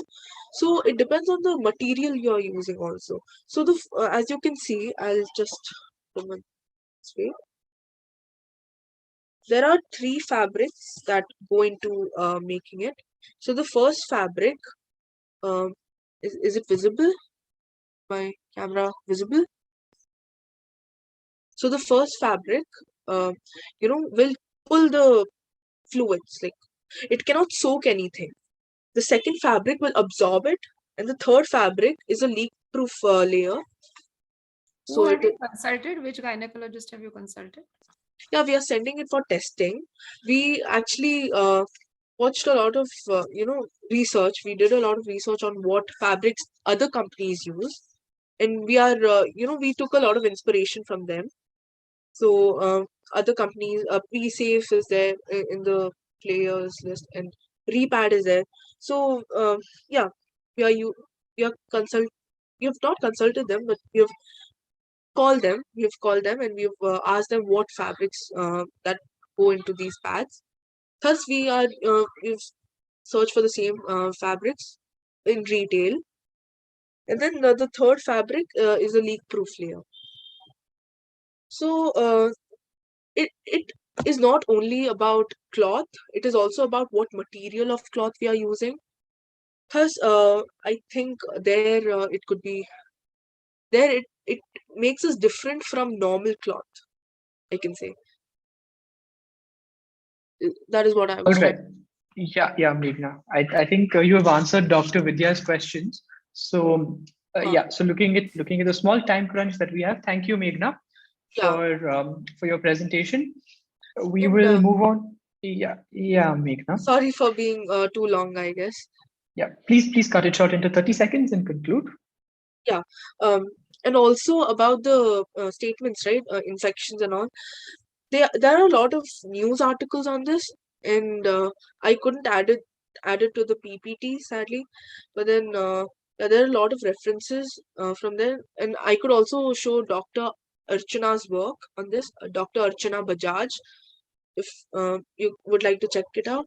So she spoke a lot about accumulation of dioxins in the body. I did not know about this either. She told me she has written a lot of works on that. Yeah. Lovely. Thank you so much. Thanks, Meghna. Lovely having you here at PACT. Joining us here today from Lucknow is Nilohit Chauhan. Welcome to PACT 2030.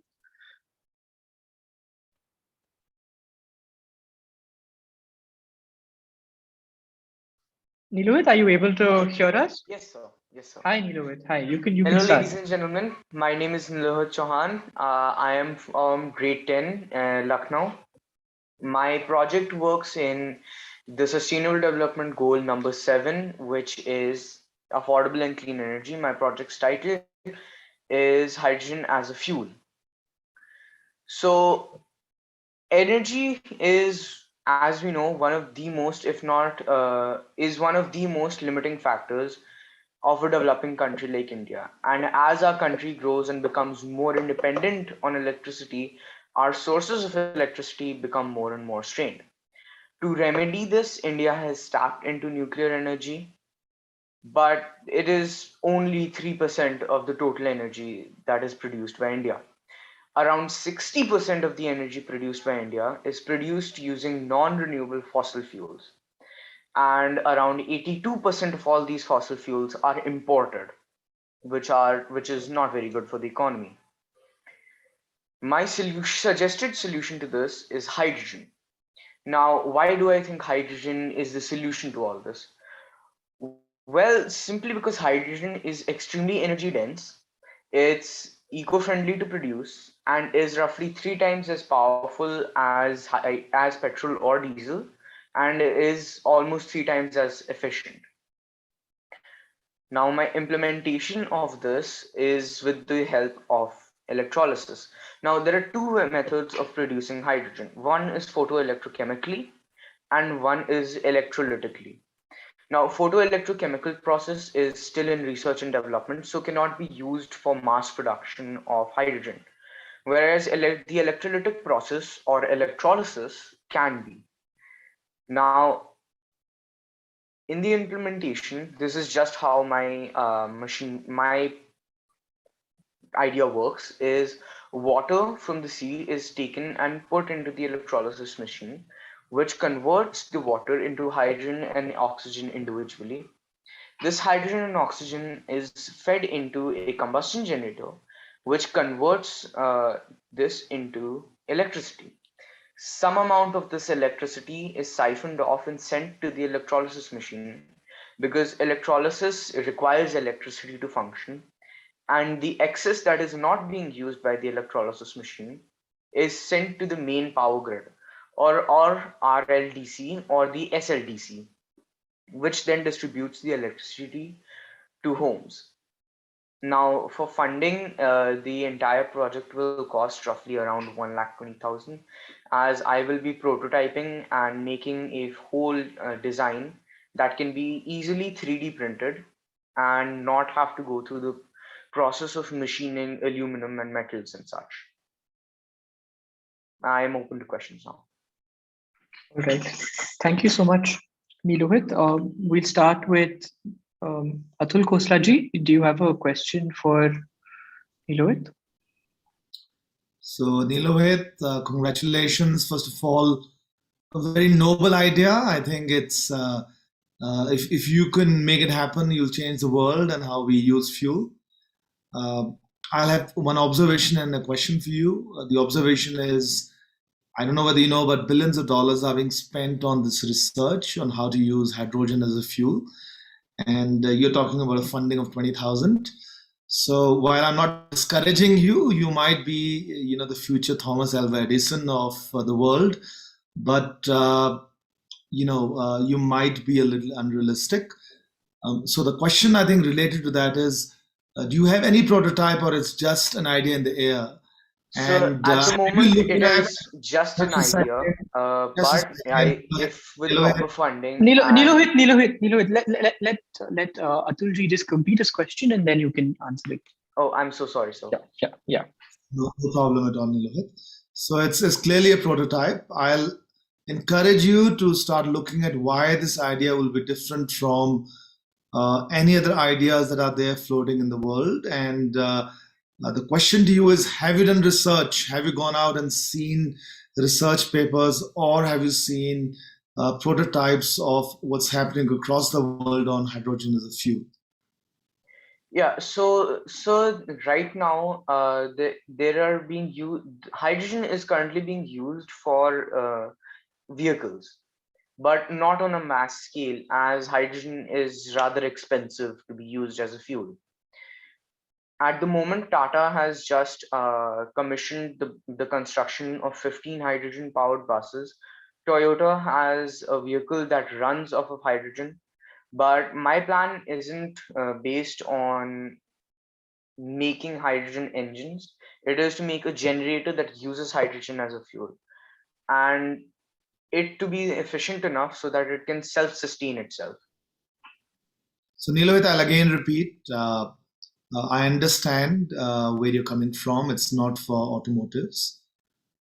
Go and have a look at what's happening across the world. Like I said, it's a very, very noble idea. And I'm not taking it away from you because sometimes extraordinary ideas come from young minds like you. But having said that, billions of dollars are being pumped into this research. So just be a little careful, and I'll be very happy to guide you on this. We look into renewable energy in a very big way. So you can reach out to me through QS. But I would start with a little bit of skepticism when I'm looking at the practicality of the idea, okay? But like I said, I'll give you all the benefit of doubt. Great. Thank you, Atulji. We will move on to Colonel Garg, who has a question. Thank you. I must say it's a very good thought, very good idea. But I would like to ask you one direct question. The only real problem with the use of hydrogen as a fuel is that it's highly inflammable.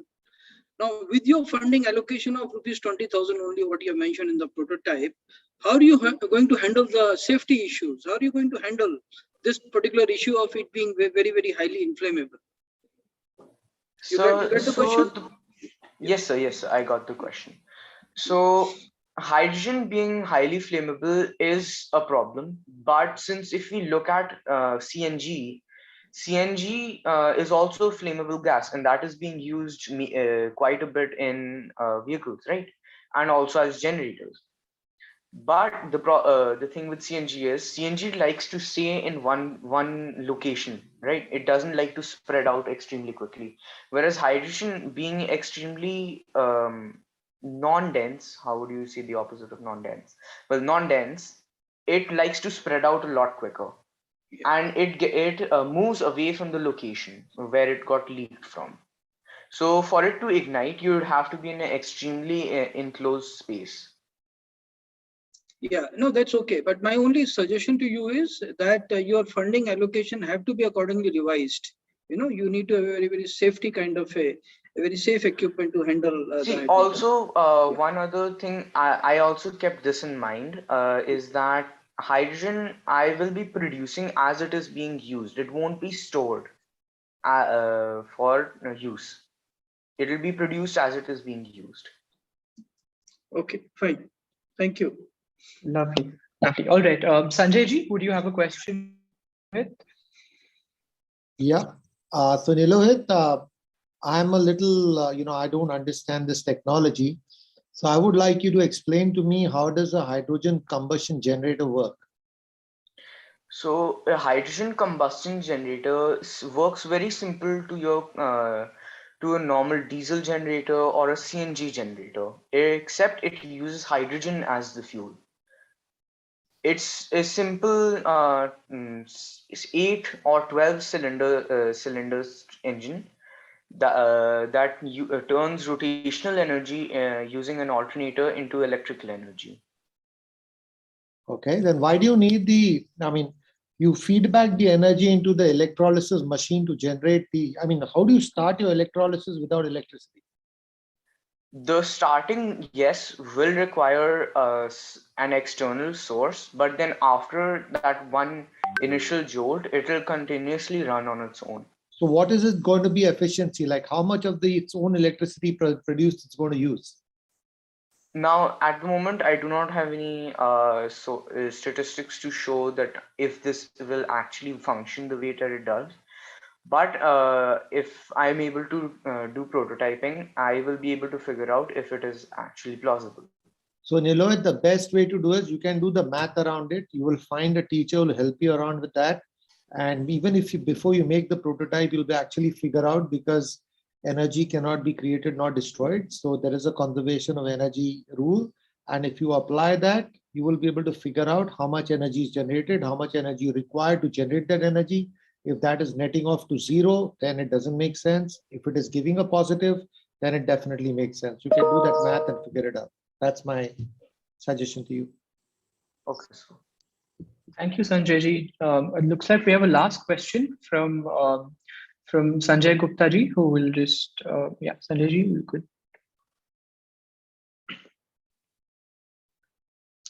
My just suggestion to you is, you have a good idea, but you need to study more about after CNG and new gas coming in is LNG, which will be very much viable and almost 1/3 the cost of CNG, and that is also not flammable.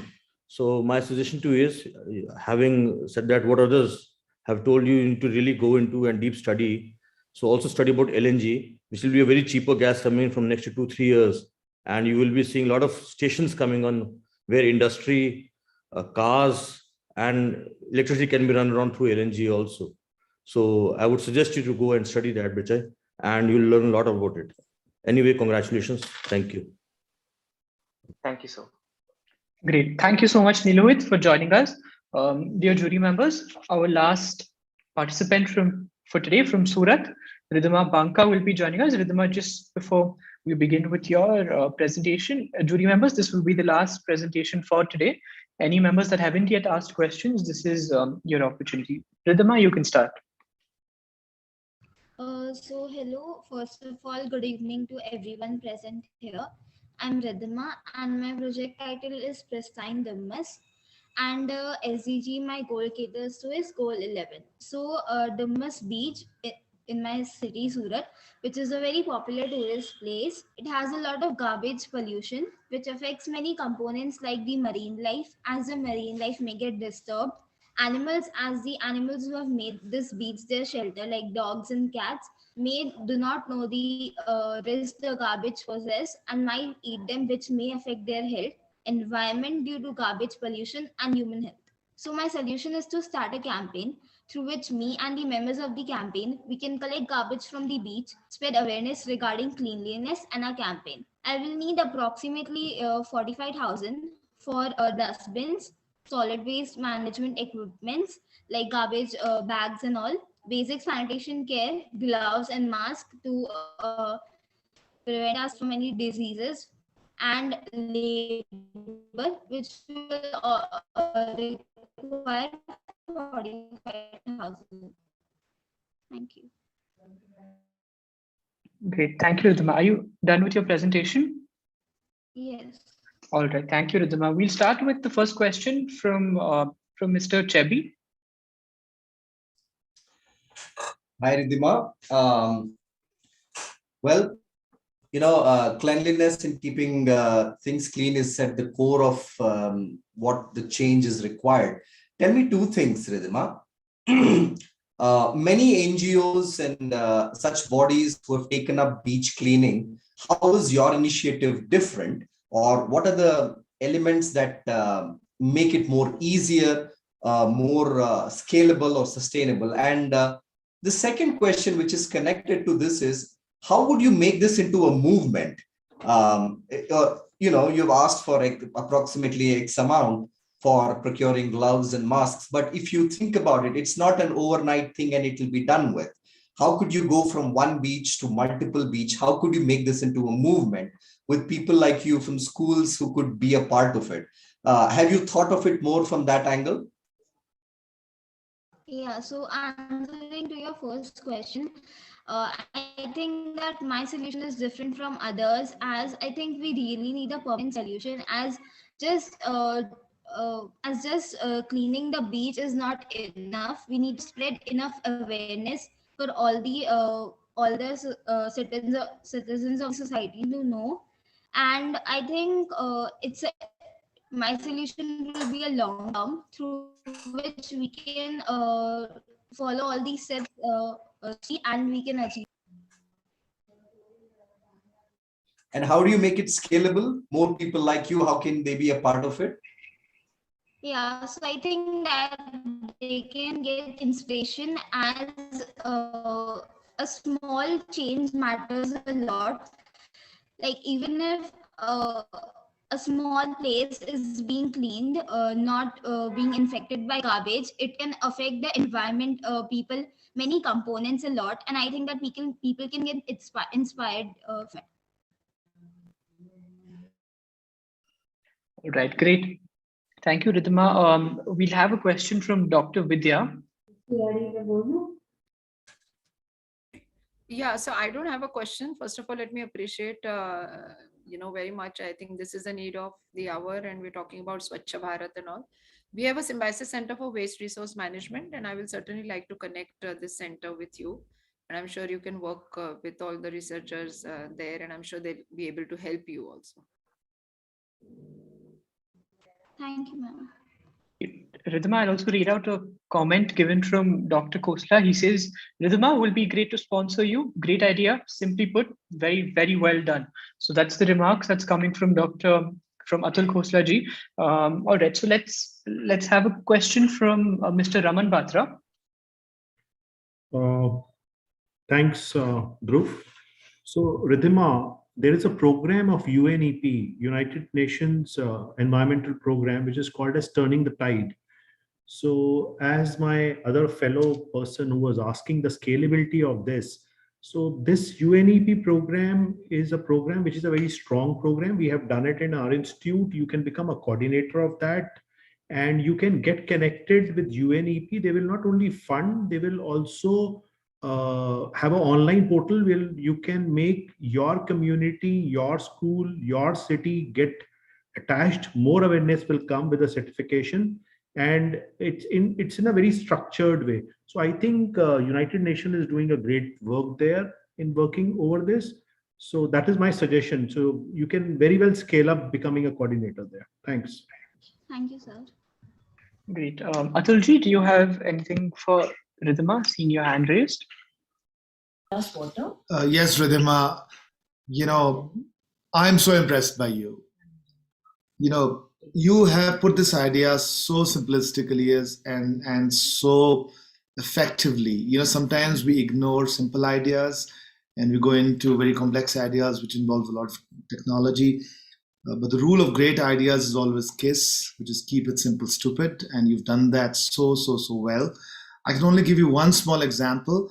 When we started cleaning our campus at Shulini, we asked a very simple question. We asked the students, why don't you throw garbage in the dustbins? And the simple answer that came was, there are no dustbins around anywhere in India. So we basically went out and said, let's put a dustbin at a line of sight. So we put in something like 600 dustbins across the campus. And today we have an absolutely garbage-free campus, and then we recycle the garbage. So I'll strongly encourage you to start thinking about how do you create low-cost dustbins which are relevant to your area, which are recyclable. And then I think there was an idea about how do you then recycle the garbage. So these dustbins can be of different colors.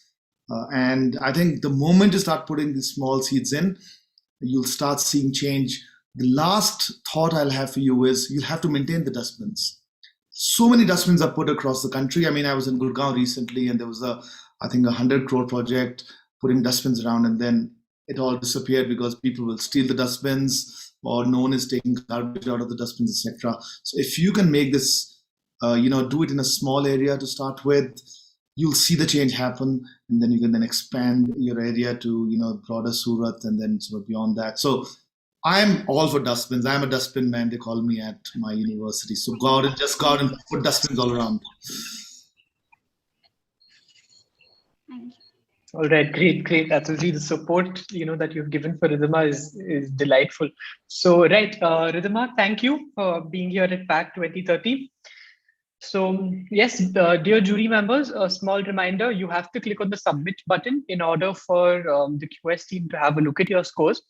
So yeah, that's a small reminder. So we are done with all the contestants. I think it's been a great 2 hours of different ideas that we've heard, from product making to different forms of activism and different forms of unique ways of tackling environmental issues. So this brings us to the end of this great journey of today's finale. So this is where I'd like to welcome back Sachin sir, who had joined us in the beginning. Sachin sir. Thank you, Dhruv. We have been through the wonderful presentations of all the students, and I'm sure all the jury members have also entered their marks in the given sheets. If you have not done so, please do so and submit it. We are now in the process of consolidating all the scores, and we will announce the results shortly. And now is the time to listen to our eminent jury members. So I would now invite all the jury members one by one to share their inputs, their comments or observations. My only request is that please keep your address as short as possible. It would be best if we can confine it to less than a minute. And I will again go in the alphabetical order and would now like to invite Mr. Abhay Chebbi to share his thoughts. Thank you, Sachin. It is wonderful to see all these bright minds talk about the problems that prevail and their solution to handle this. One piece of advice to everyone. I think what we've seen today is we have seen these students open up their minds and explore all kinds of solutions to all different problems. One simple thing to do, as if I may advise so, is keep a very broad mind, a free mind. Nothing is impossible. I see a lot of motivation coming from people. However, as you dwell deep into it, in terms of finding a solution to the problem, I think it's very important that you define your question, keep it simple. It could have technology, it need not have technology. But what I am as a big advocate for is how do you make that model sustainable, scalable, and it should automatically drive itself, right? So keep it simple, keep it scalable. That's my mantra. It could well be a thing of the past in terms of it to mature technology wise, or it could be something as simple as starting right away. Try to see how it can grow. And wonderful work by all the students. I'm very eager to know who are the winners as well. Thank you. Thank you for your inputs, Mr. Chebbi. Next, I would like to invite Dr. Colonel A. Garg to share his thoughts. Right. Thank you. At the outset, I'd like to thank Dr. Ashwin and the team for hosting this fantastic event. And congratulations to all the participants. I find all the ideas are good. Excellent market gaps. And the school students have been able to think this far. This is very promising for the country, and my compliments once again to the students. I would like to mention that in our institution, KIT group of institutions, Delhi, NCR, Ghaziabad, we have got a very successful running technology business incubator. Now, my offer to all the students, they can reach out to us and we can assist them, in terms of the funding, some kind of a funding from the institution or from the government. We can work out on the modalities. But the fact remains, all ideas are good. They need to be, nurtured more. In case some of you don't get selected in the top 3 categories, doesn't matter. But all ideas have got a potential to groom up into beautiful startups in future. Thank you. And we are slipping into the Republic Day tomorrow. So my warm wishes on the Republic Day Eve. Happy Republic Day to all the participants and the organizers. Thank you. Thank you. Thank you, Dr. Garg, and thank you for your offer to support all the students. I would now invite Mr. Ashok Varghese to share his inputs. Yes, I would like to congratulate all the participants on a wonderful presentation and bringing out all the ideas. So just quickly summarize, Dipanshu's idea was brilliant. If I were to give you some numbers, pre-COVID levels of consumption of papers in India, was 0.5 million just for the CBSE schools examination. And the numbers go to 6.5 million for the higher educational institutions' consumption of papers. So you see the amount of trees cut down just to cater to our examination system. Now COVID walks in and cleans out the entire act. The planet knows how to support itself. I think it's we humans who need to learn about survival. And I think that is the lesson to be learned. The planet's been around for 1 billion years. So we need to learn from the numbers, which our ideas can save and protect individuals like us. And I think Aliya's idea is good.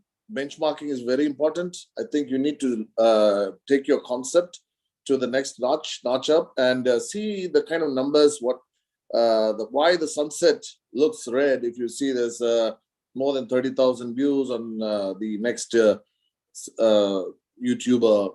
So the numbers are quite heavy. I think you need miles and miles to go before you can sleep. And I hope Ayan will bring out a tablet which can save us a lot of toothpaste and pollution and keep our mouths and minds clean. Cheers. All the best.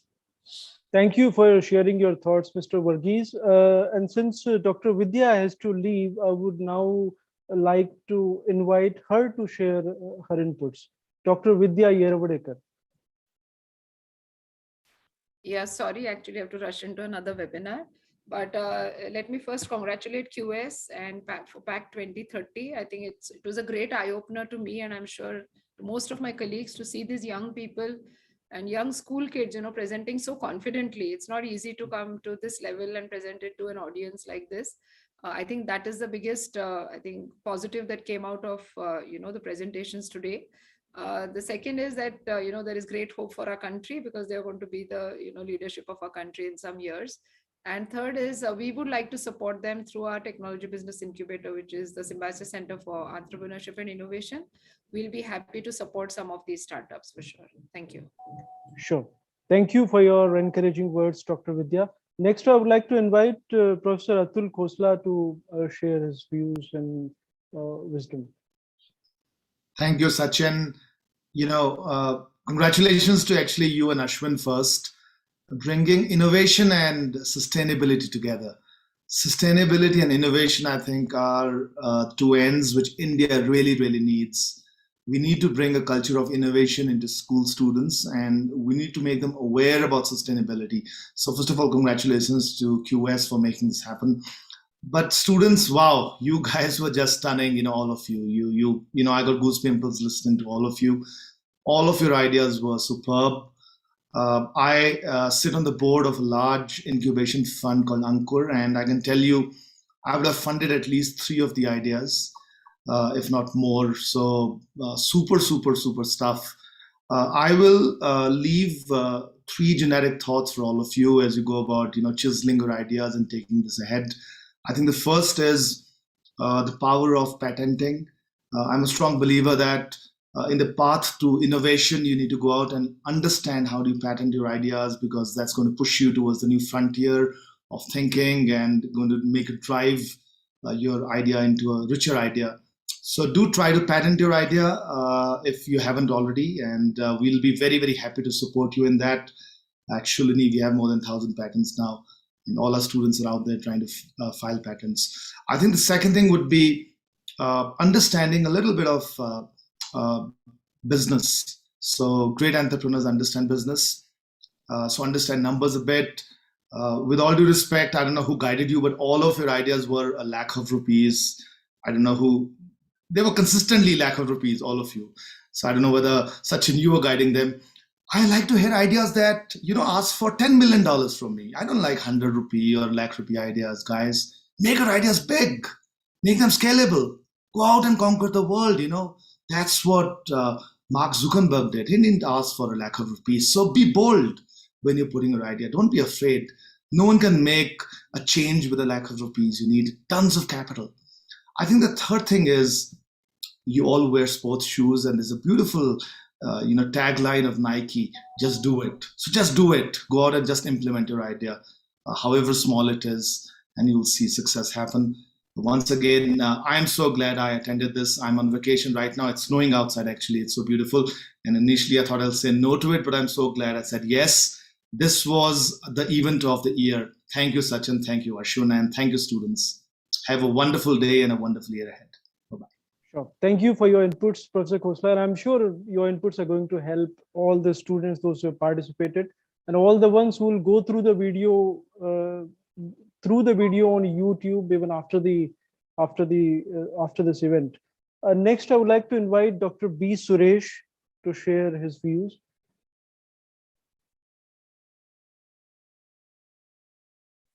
Do we have Dr. Suresh? Okay. Next, I would like to invite Dr. DNS Kumar to share his inputs. Well, first of all, let me compliment QSI Gage, having given a thought and executed it successfully. Well, all the presentations were really wonderful. At this age, maybe they are less than 15, 16. They talk about market, cost, finance, scalability. I think although beginnings are small, they have a long way to go. And I'm sure this kind of initiative and support coming from my other fellow colleagues will definitely build their confidence and further courage to execute the entrepreneurship. Wishing them all the best. Thank you for sharing your inputs, Dr. DNS Kumar. Next, I would like to invite Mr. Jyotishman Datta. Hi, good evening. Firstly, Sachin and Ashwin, thank you for hosting it. It was a great event. It's so wonderful to see kids, maybe they are 14 years old, 15 years old, they have so much academic pressure. Despite that, they're thinking to do something better for the societies. They have such less free time. Instead of watching TV or doing something for themselves, they're thinking something for the society. And it is so great to see so graciously so many university promoters volunteering to fund, give their incubation center. I think we're so demoralized with the COVID epidemic. We are not actually looking at the positive epidemic taking this country over, that we call it something like the entrepreneurship epidemic. I hope more and more people get infected throughout the country. Kids get infected. People come up with ideas and people come up to help these ideas. I think then we are looking at a great future for the country as well as the world. Thank you so much. Truly inspired to see all these kids. Thank you for sharing your observations, Mr. Datta. It was a pleasure having you here. Next, I would like to invite Professor K. Sri Harsha Reddy to share his views. Thank you, Sachin, and thank you, Dr. Ashwin, for having invited me here. Very good evening to everyone. It's quite refreshing, students, to hear such fantastic ideas from you. Somebody from grades 9, 10, 11, 12, coming up with ideas which global leaders are currently thinking about. From 2000 to 2015, we were pursuing Millennium Development Goals. Now 15 to 2030 will pursue Sustainable Development Goals, and you picked up some of the relevant 17 Sustainable Development Goals. Globally, there are two trends, students, which all the thought leaders are pursuing. One, the Sustainable Development Goals, and second one is digital transformation. So some of you were talking about right from toothpills to sanitizing pads to hydrogen-based fuel solution, clean energy. So you are very rich in your thoughts, but as one of my co-jury member mentioned, also be rich in finances. I mean, your naiveness is shown up when you're asking for a funding of 10,000, 20,000, 1 lakh. So you can think big and think rich and make these ideas reality. All the best, and congratulations to all the 10 who are here and all those hundreds of people, students who participated in this competition, and compliments for QS iGauge for facilitating this wonderful interaction. Thank you. Thank you for your inputs, Professor Reddy. I'm sure students will keep that in mind when they plan for next projects or next presentations whenever they make. I would now like to invite Mr. Kunwar Shekhar Vijendra to share his views.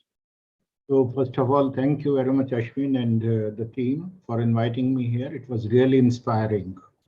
I could see passion is there, intention is there, and potential is there. Now, with all these problems, what these students were talking about, solutions are also there. Just as Atul was mentioning, they have to learn to shout their dreams loud. And today, thanks to this platform, we heard them loudly. We would like to support them, and I'm happy that all the colleagues over here, they are more than willing to support them. So we are here to turn your potential into reality. We are here to support you. Congratulations, everybody. Just remember, when you dream, deserve your dream, then desire your dream. Your dreams will come true. God bless you all. Thank you. Thank you for your kind words, Mr. Kunwar Shekhar Vijendra. It was great to have you with us. Next, I would like to invite Dr. Madhu Chitkara to share her views. Thank you, Dr. Ashwin and Sachin, for thinking me a part of it. And I think special thanks to Dhruv. Dhruv, you were such a great moderator and student. I think he's from a student community. And my esteemed jury members and all the students who presented during this PACT Awards. It was an honor. It was a privilege for me to be part of these group members. I was thrilled to see the amazing ideas presented by all the students, all the presenters.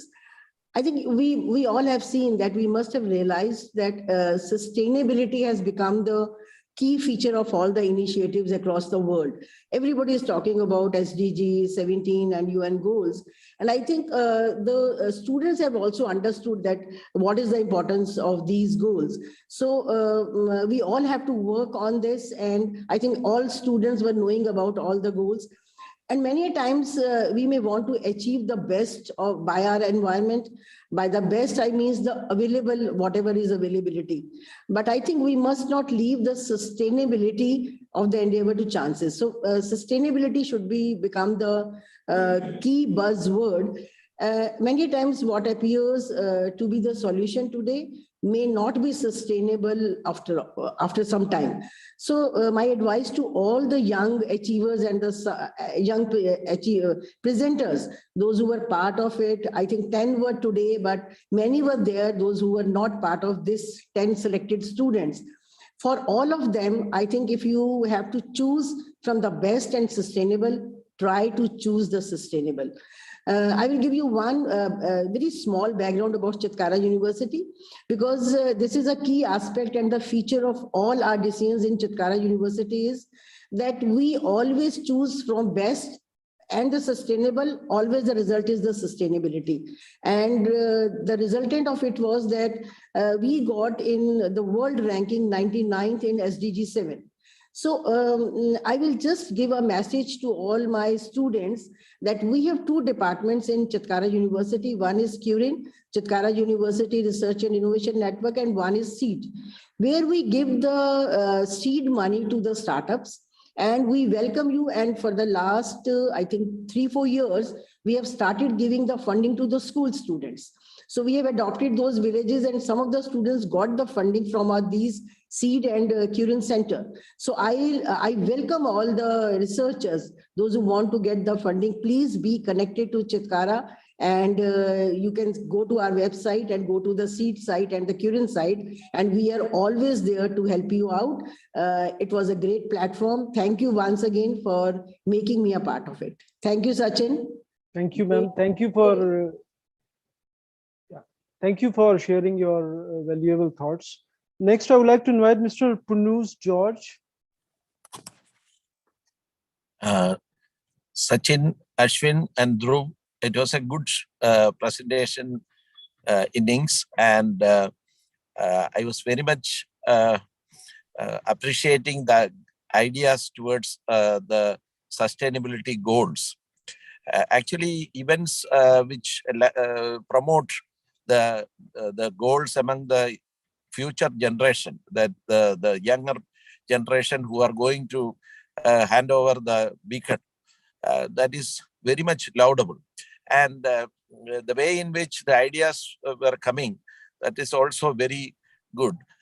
So hand-holding them is up to the industry leaders as well as those who can provide. And we have now a lot of leaders who can do that. And St. Kitts as an institution also does this, support these initiatives. We have our St. Kitts Innovation Council, which supports it. And anyone in need of support is welcome to contact us. And something on the presentation, I think we have to take this forward by another session, which can be spearheaded by the QS for meeting or having a platform for making these the winners meet some funders. And I can support you through TIE, in which I am a charter member.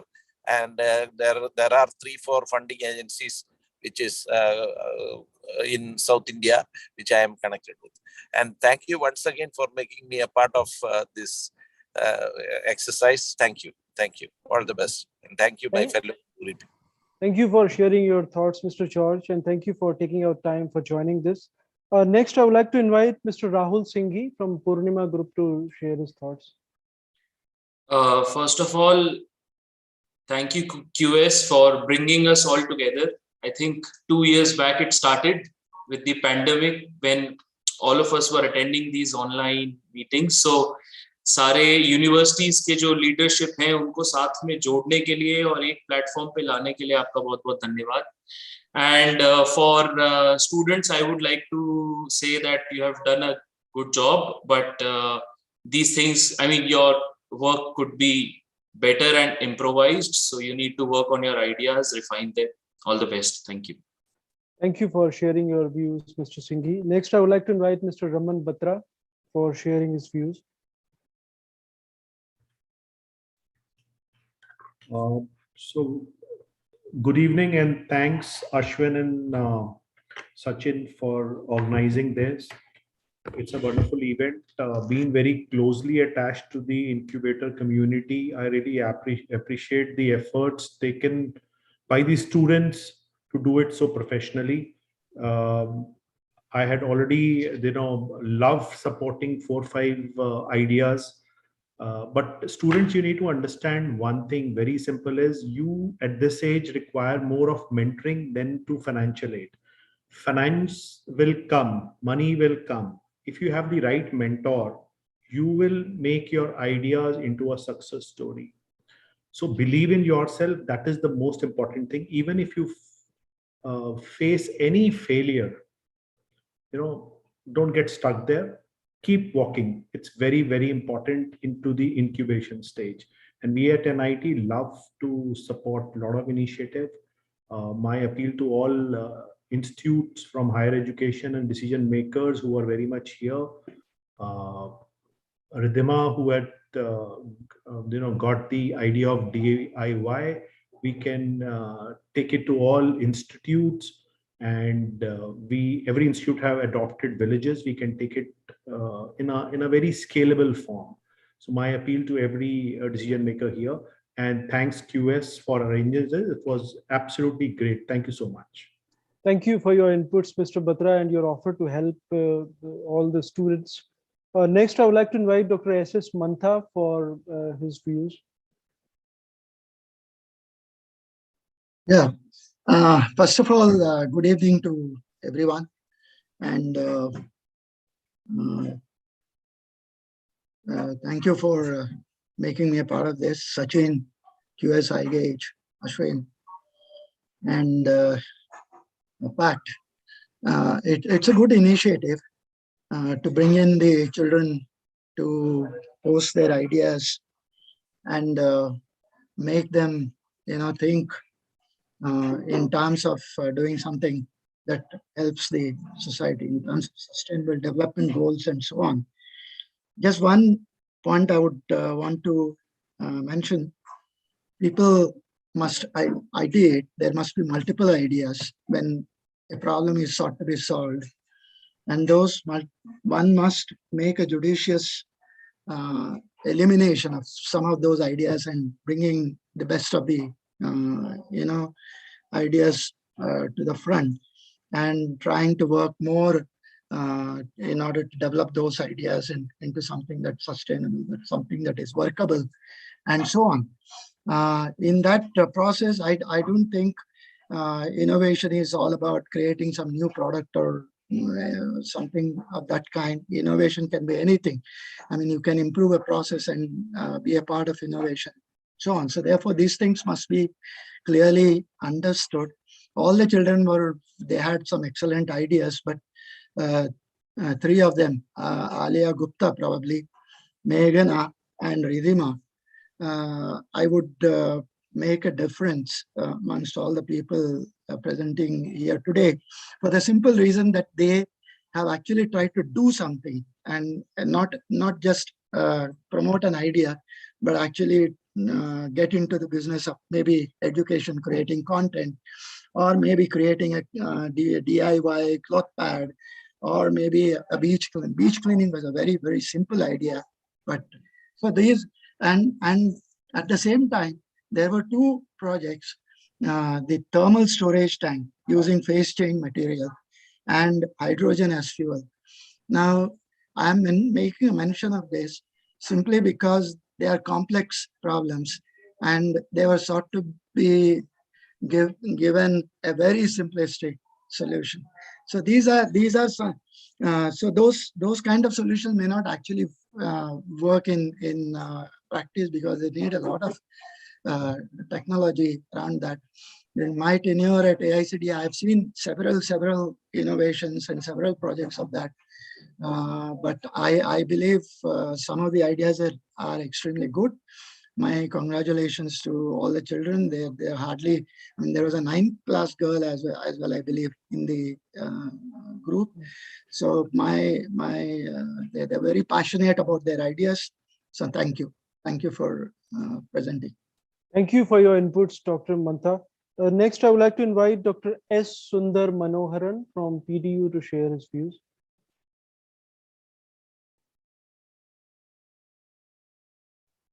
Do we have Dr. S Sundar Manoharan? Okay. Next, I would like to invite Dr. Sandeep Sanchez to share his views and inputs. Yeah, good evening to everyone once again. Thanks Sachin, Dhruv and Dr. Ashwin for this opportunity in bringing us together. I think this PACT 2030 is a very good initiative. The most important aspect of this is igniting young mind and putting them on right track, which is what we have done with hundreds of students and their other competitors. So my congratulations to all of them, not only these 10 who are present with us, the others also who have competed and shared their ideas. Sometimes ideas might have had been common, but the implementation might be different, and that's what brought some of them here, and some of them are still improving upon their work. I think the contributions were very good, some on education, some on health, some on climate, some on energy. There are various things which were covered. So I do not know if it was a criteria-wise selection, but overall group was good. They were giving diverse sort of problems and their solutions. I will compliment all of them for their ideas. But as we know that ideas alone cannot really take us forward. We need to do something more with the implementation, various other things. So I have a small suggestion. I'm not going to talk about any specific project. I've done my marking and I've liked some of them very well. Some of them, they need to improve, which obviously if you share their marking with them, they will come to know. But I have a generic suggestion here, and that is, the process must have been on for, let's say, last 10 days or 15 days or whatever, 1 month, whatever that cycle might be. Once these 10 people or whatever 20 people which were shortlisted, we could have allowed some hand-holding for them, mentoring for them. I would have seen a tremendous amount of improvement in their performance, especially with some technical details, maybe in some implements also, or maybe in certain cases data also, which really goes to prove the worth of their idea typically. And this has been a practice followed by some of the other agencies which have promoted such activities. Intel, for one, is one which will always do that because of the importance of the data and implementation. So we can take a clue from them and make students also charged very much. And my final word is, all the students, wherever they might be or wherever they may be relocating in due course of time, all the experts who have assembled here today, the 20 of them, or maybe even many more than these 20, would all be ready to help them, because most of us have innovation labs and centers and entrepreneurship drives and various other facilities and expertise. So please feel free, wherever you find, please share the list of all the experts and let these students take advantage of wherever they are and join with us. We'll be very glad to help them. So once again, congratulations to everyone. Thank you. Thank you for your valuable suggestions, Dr. Sancheti. We'll surely keep that in mind for all the future projects and for all such future events that we may plan to do. Next, I would like to invite Dr. Sanjay Gupta to share his views. Yes, Sachin, Oh, Sanjay Gupta. Please carry on. Yeah, Sachin, we are close enough. So, Ashwani, Sachin, both of you, thank you very much for calling me here. It has been a wonderful experience. I think all the students have put in a fair bit of work into their ideas.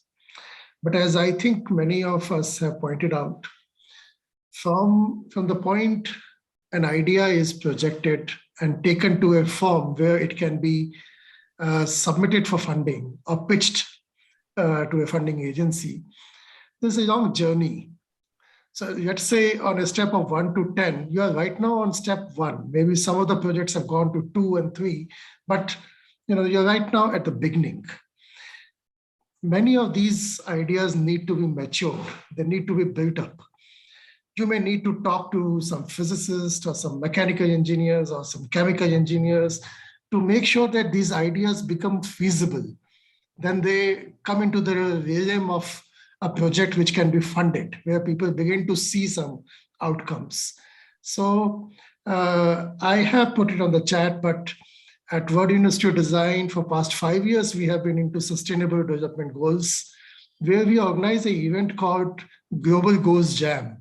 It is an event which is organized simultaneously in 40 cities, and we have nearly about 10,000 ideators and their teams who are working on these kind of goals at the same time. You may want to join that at some point in time. What you get is you get an opportunity to form a team. Maybe call in a doctor or a medical student or an engineer or an electrical engineer or a mechanical person or a manager or a marketeer or a lawyer. Make a team of people which can support or help you farm up your idea so that it becomes from step 1, it can come to step 6 or 7 and can be taken for pitching. So, but I think all of you have done a great job. Keep it up. All the best. Thank you for your kind words, Dr. Gupta. Now I would like to invite Mr. Sachin Gupta from Sanskriti University to share his views. First of all, congratulations to QS God's team. What we're seeing today is there's a lot of hard work behind this in the finals that we see. And the first important thing is to give a platform to students where they can express their ideas. And before the finals, I think there must have been a lot of ideas that have come in. A lot of pain and hard work has been there. A lot of passion has been involved by the QS team. Thank you so much for involving me. And this has been really a good platform for all the students coming from different parts of the country. The first thing is that we really need to first give a platform and to the idea or a platform to the students where they can express their ideas. My advice to all the students is hold on to your ideas. What really happens is we all think a lot of ideas, usually when we're in washroom or we're just roaming around, we see a lot of necessary things happening and there's a lot of requirement of such ideas. But what student does is we don't hold on to them and they just let go by and they fly by. So what first thing is my advice to students is hold on to your idea and think about it. Then the second step would be to nurture them. What other jury members have said, mentor them. I congratulate all the finalists who have appeared today. It doesn't matter your idea has been selected or not, but what important is you participated and you were in the finalist, and it takes a lot of hard work to be here. So what they require next is good mentoring. Money will come, money will flow, because when you have good idea, money will automatically flow. And for this, Sanskriti University is always ready to support the ideas, nurture them, mentor them, like every other university. And we also have incubation center and startup center and Sanskriti Business Incubation Center, where we give almost 1 crore funding for different ideas. This year we've kept the funding for this for startups and incubation. So my congratulations to all of you and thank you for making part of it. Thank you so much. Thank you for sharing your suggestions, Mr. Gupta. Now I would like to invite Mr. Sanjay Padode from Vijay Bhumi and IFM to share his views. Thank you, Sachin. Thank you, Ashwin, for calling us. I think QS is doing a great job in promoting the SDG.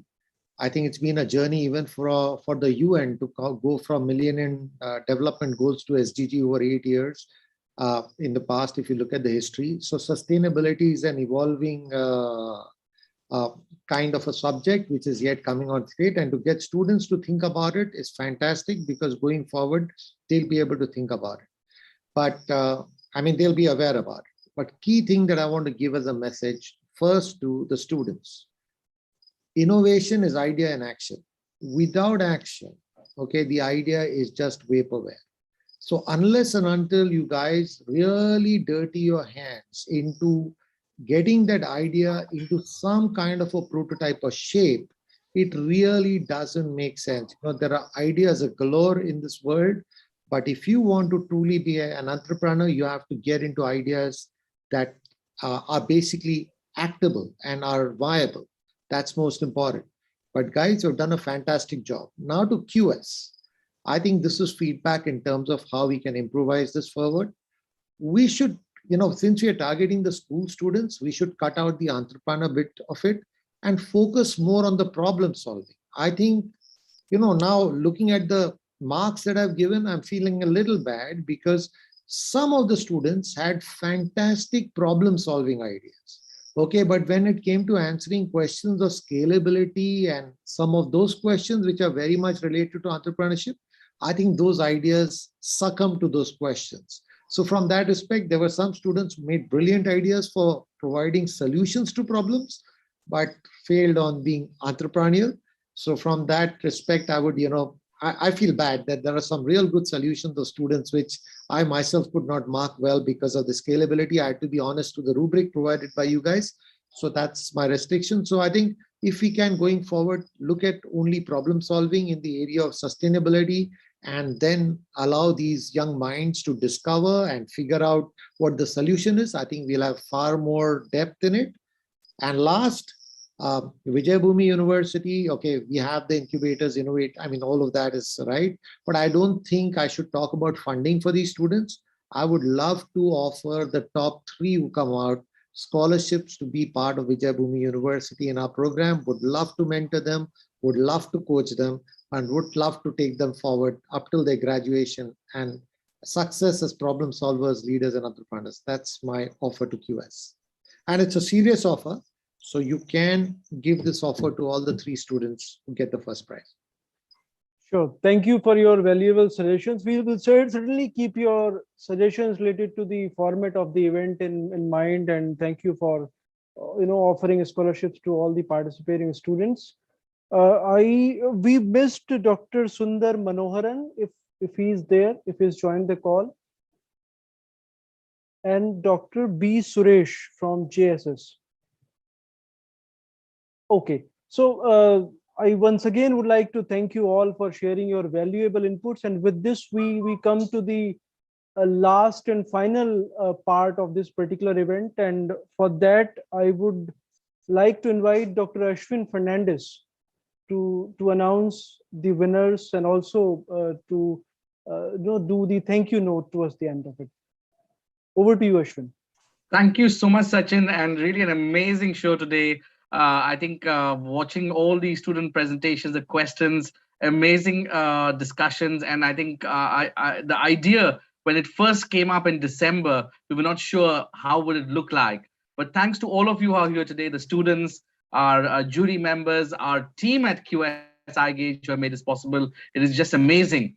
What we are only missing is the opportunity to go to Goa, which is originally scheduled. But besides that, we have everything in place, and I hope that the future editions of PACT 2030 and the student competition PACT Star will actually see us bring the students together and perhaps involve some hand-holding and also some sessions where we can mentor the students. So I have a quick slide for the last part, which is announcing the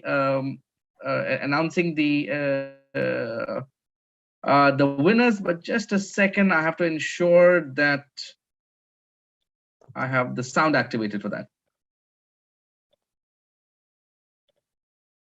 All right, so I know everybody's waiting for it. We are over time, but first and foremost, my really heartfelt gratitude to all the jury members who have come here today. to spend almost 2 hours of their precious time. I know how important time is for you. You all have lots of things to do, and it's the eve of Republic Day, and there's lots of things in plan and store for you. So thank you so very much, because without your valuable input, we wouldn't be able to come to this stage. So my truly heartfelt gratitude to all of you here today. And I would not like to name all of you all due to time, but I will reach out to you personally for a quick chat after this. Some amazing support you'll have rendered to students. But the idea of this competition today was not just to pick a winner. Everybody are winners. But what we wanted to do is ignite that passion, start the conversation. And from our side, we will be funding, and as announced earlier, up to 1 lakh for each of these 3 projects, which will get selected at the end of the day. And perhaps some projects don't need funding. We will try to spread it out to the people beyond the 3 as well. So all of you today, there are 200 over proposals from 54 schools of India, which you got in less than 2 weeks of time. Thank you so much for making this amazing. You will get your certificates in due course. And after 2 semi-final rounds, we are here today for those top 3 winners. I have to thank and special mention to 2 amazing young leaders, Dhruv Jatti, who's our student ambassador for PACT Star, and also jury for the semi-final round from Bangalore, and Aditya Srinivas Prasad, who's a jury for the semi-final rounds. I think you all have been amazing support for us, and they have been and will be part of the mentoring of these projects when they receive the funding after this announcement. So with that, let's go and announce the 3 projects which have got the highest score. We've removed the subjectivity out of this and looked at scores at the moment. So here goes the announcement of the 3 winners. But remember, guys and girls, all of you all are winners, and we hope we can connect with you, mentor you, and hope to see you at the next edition. So here goes.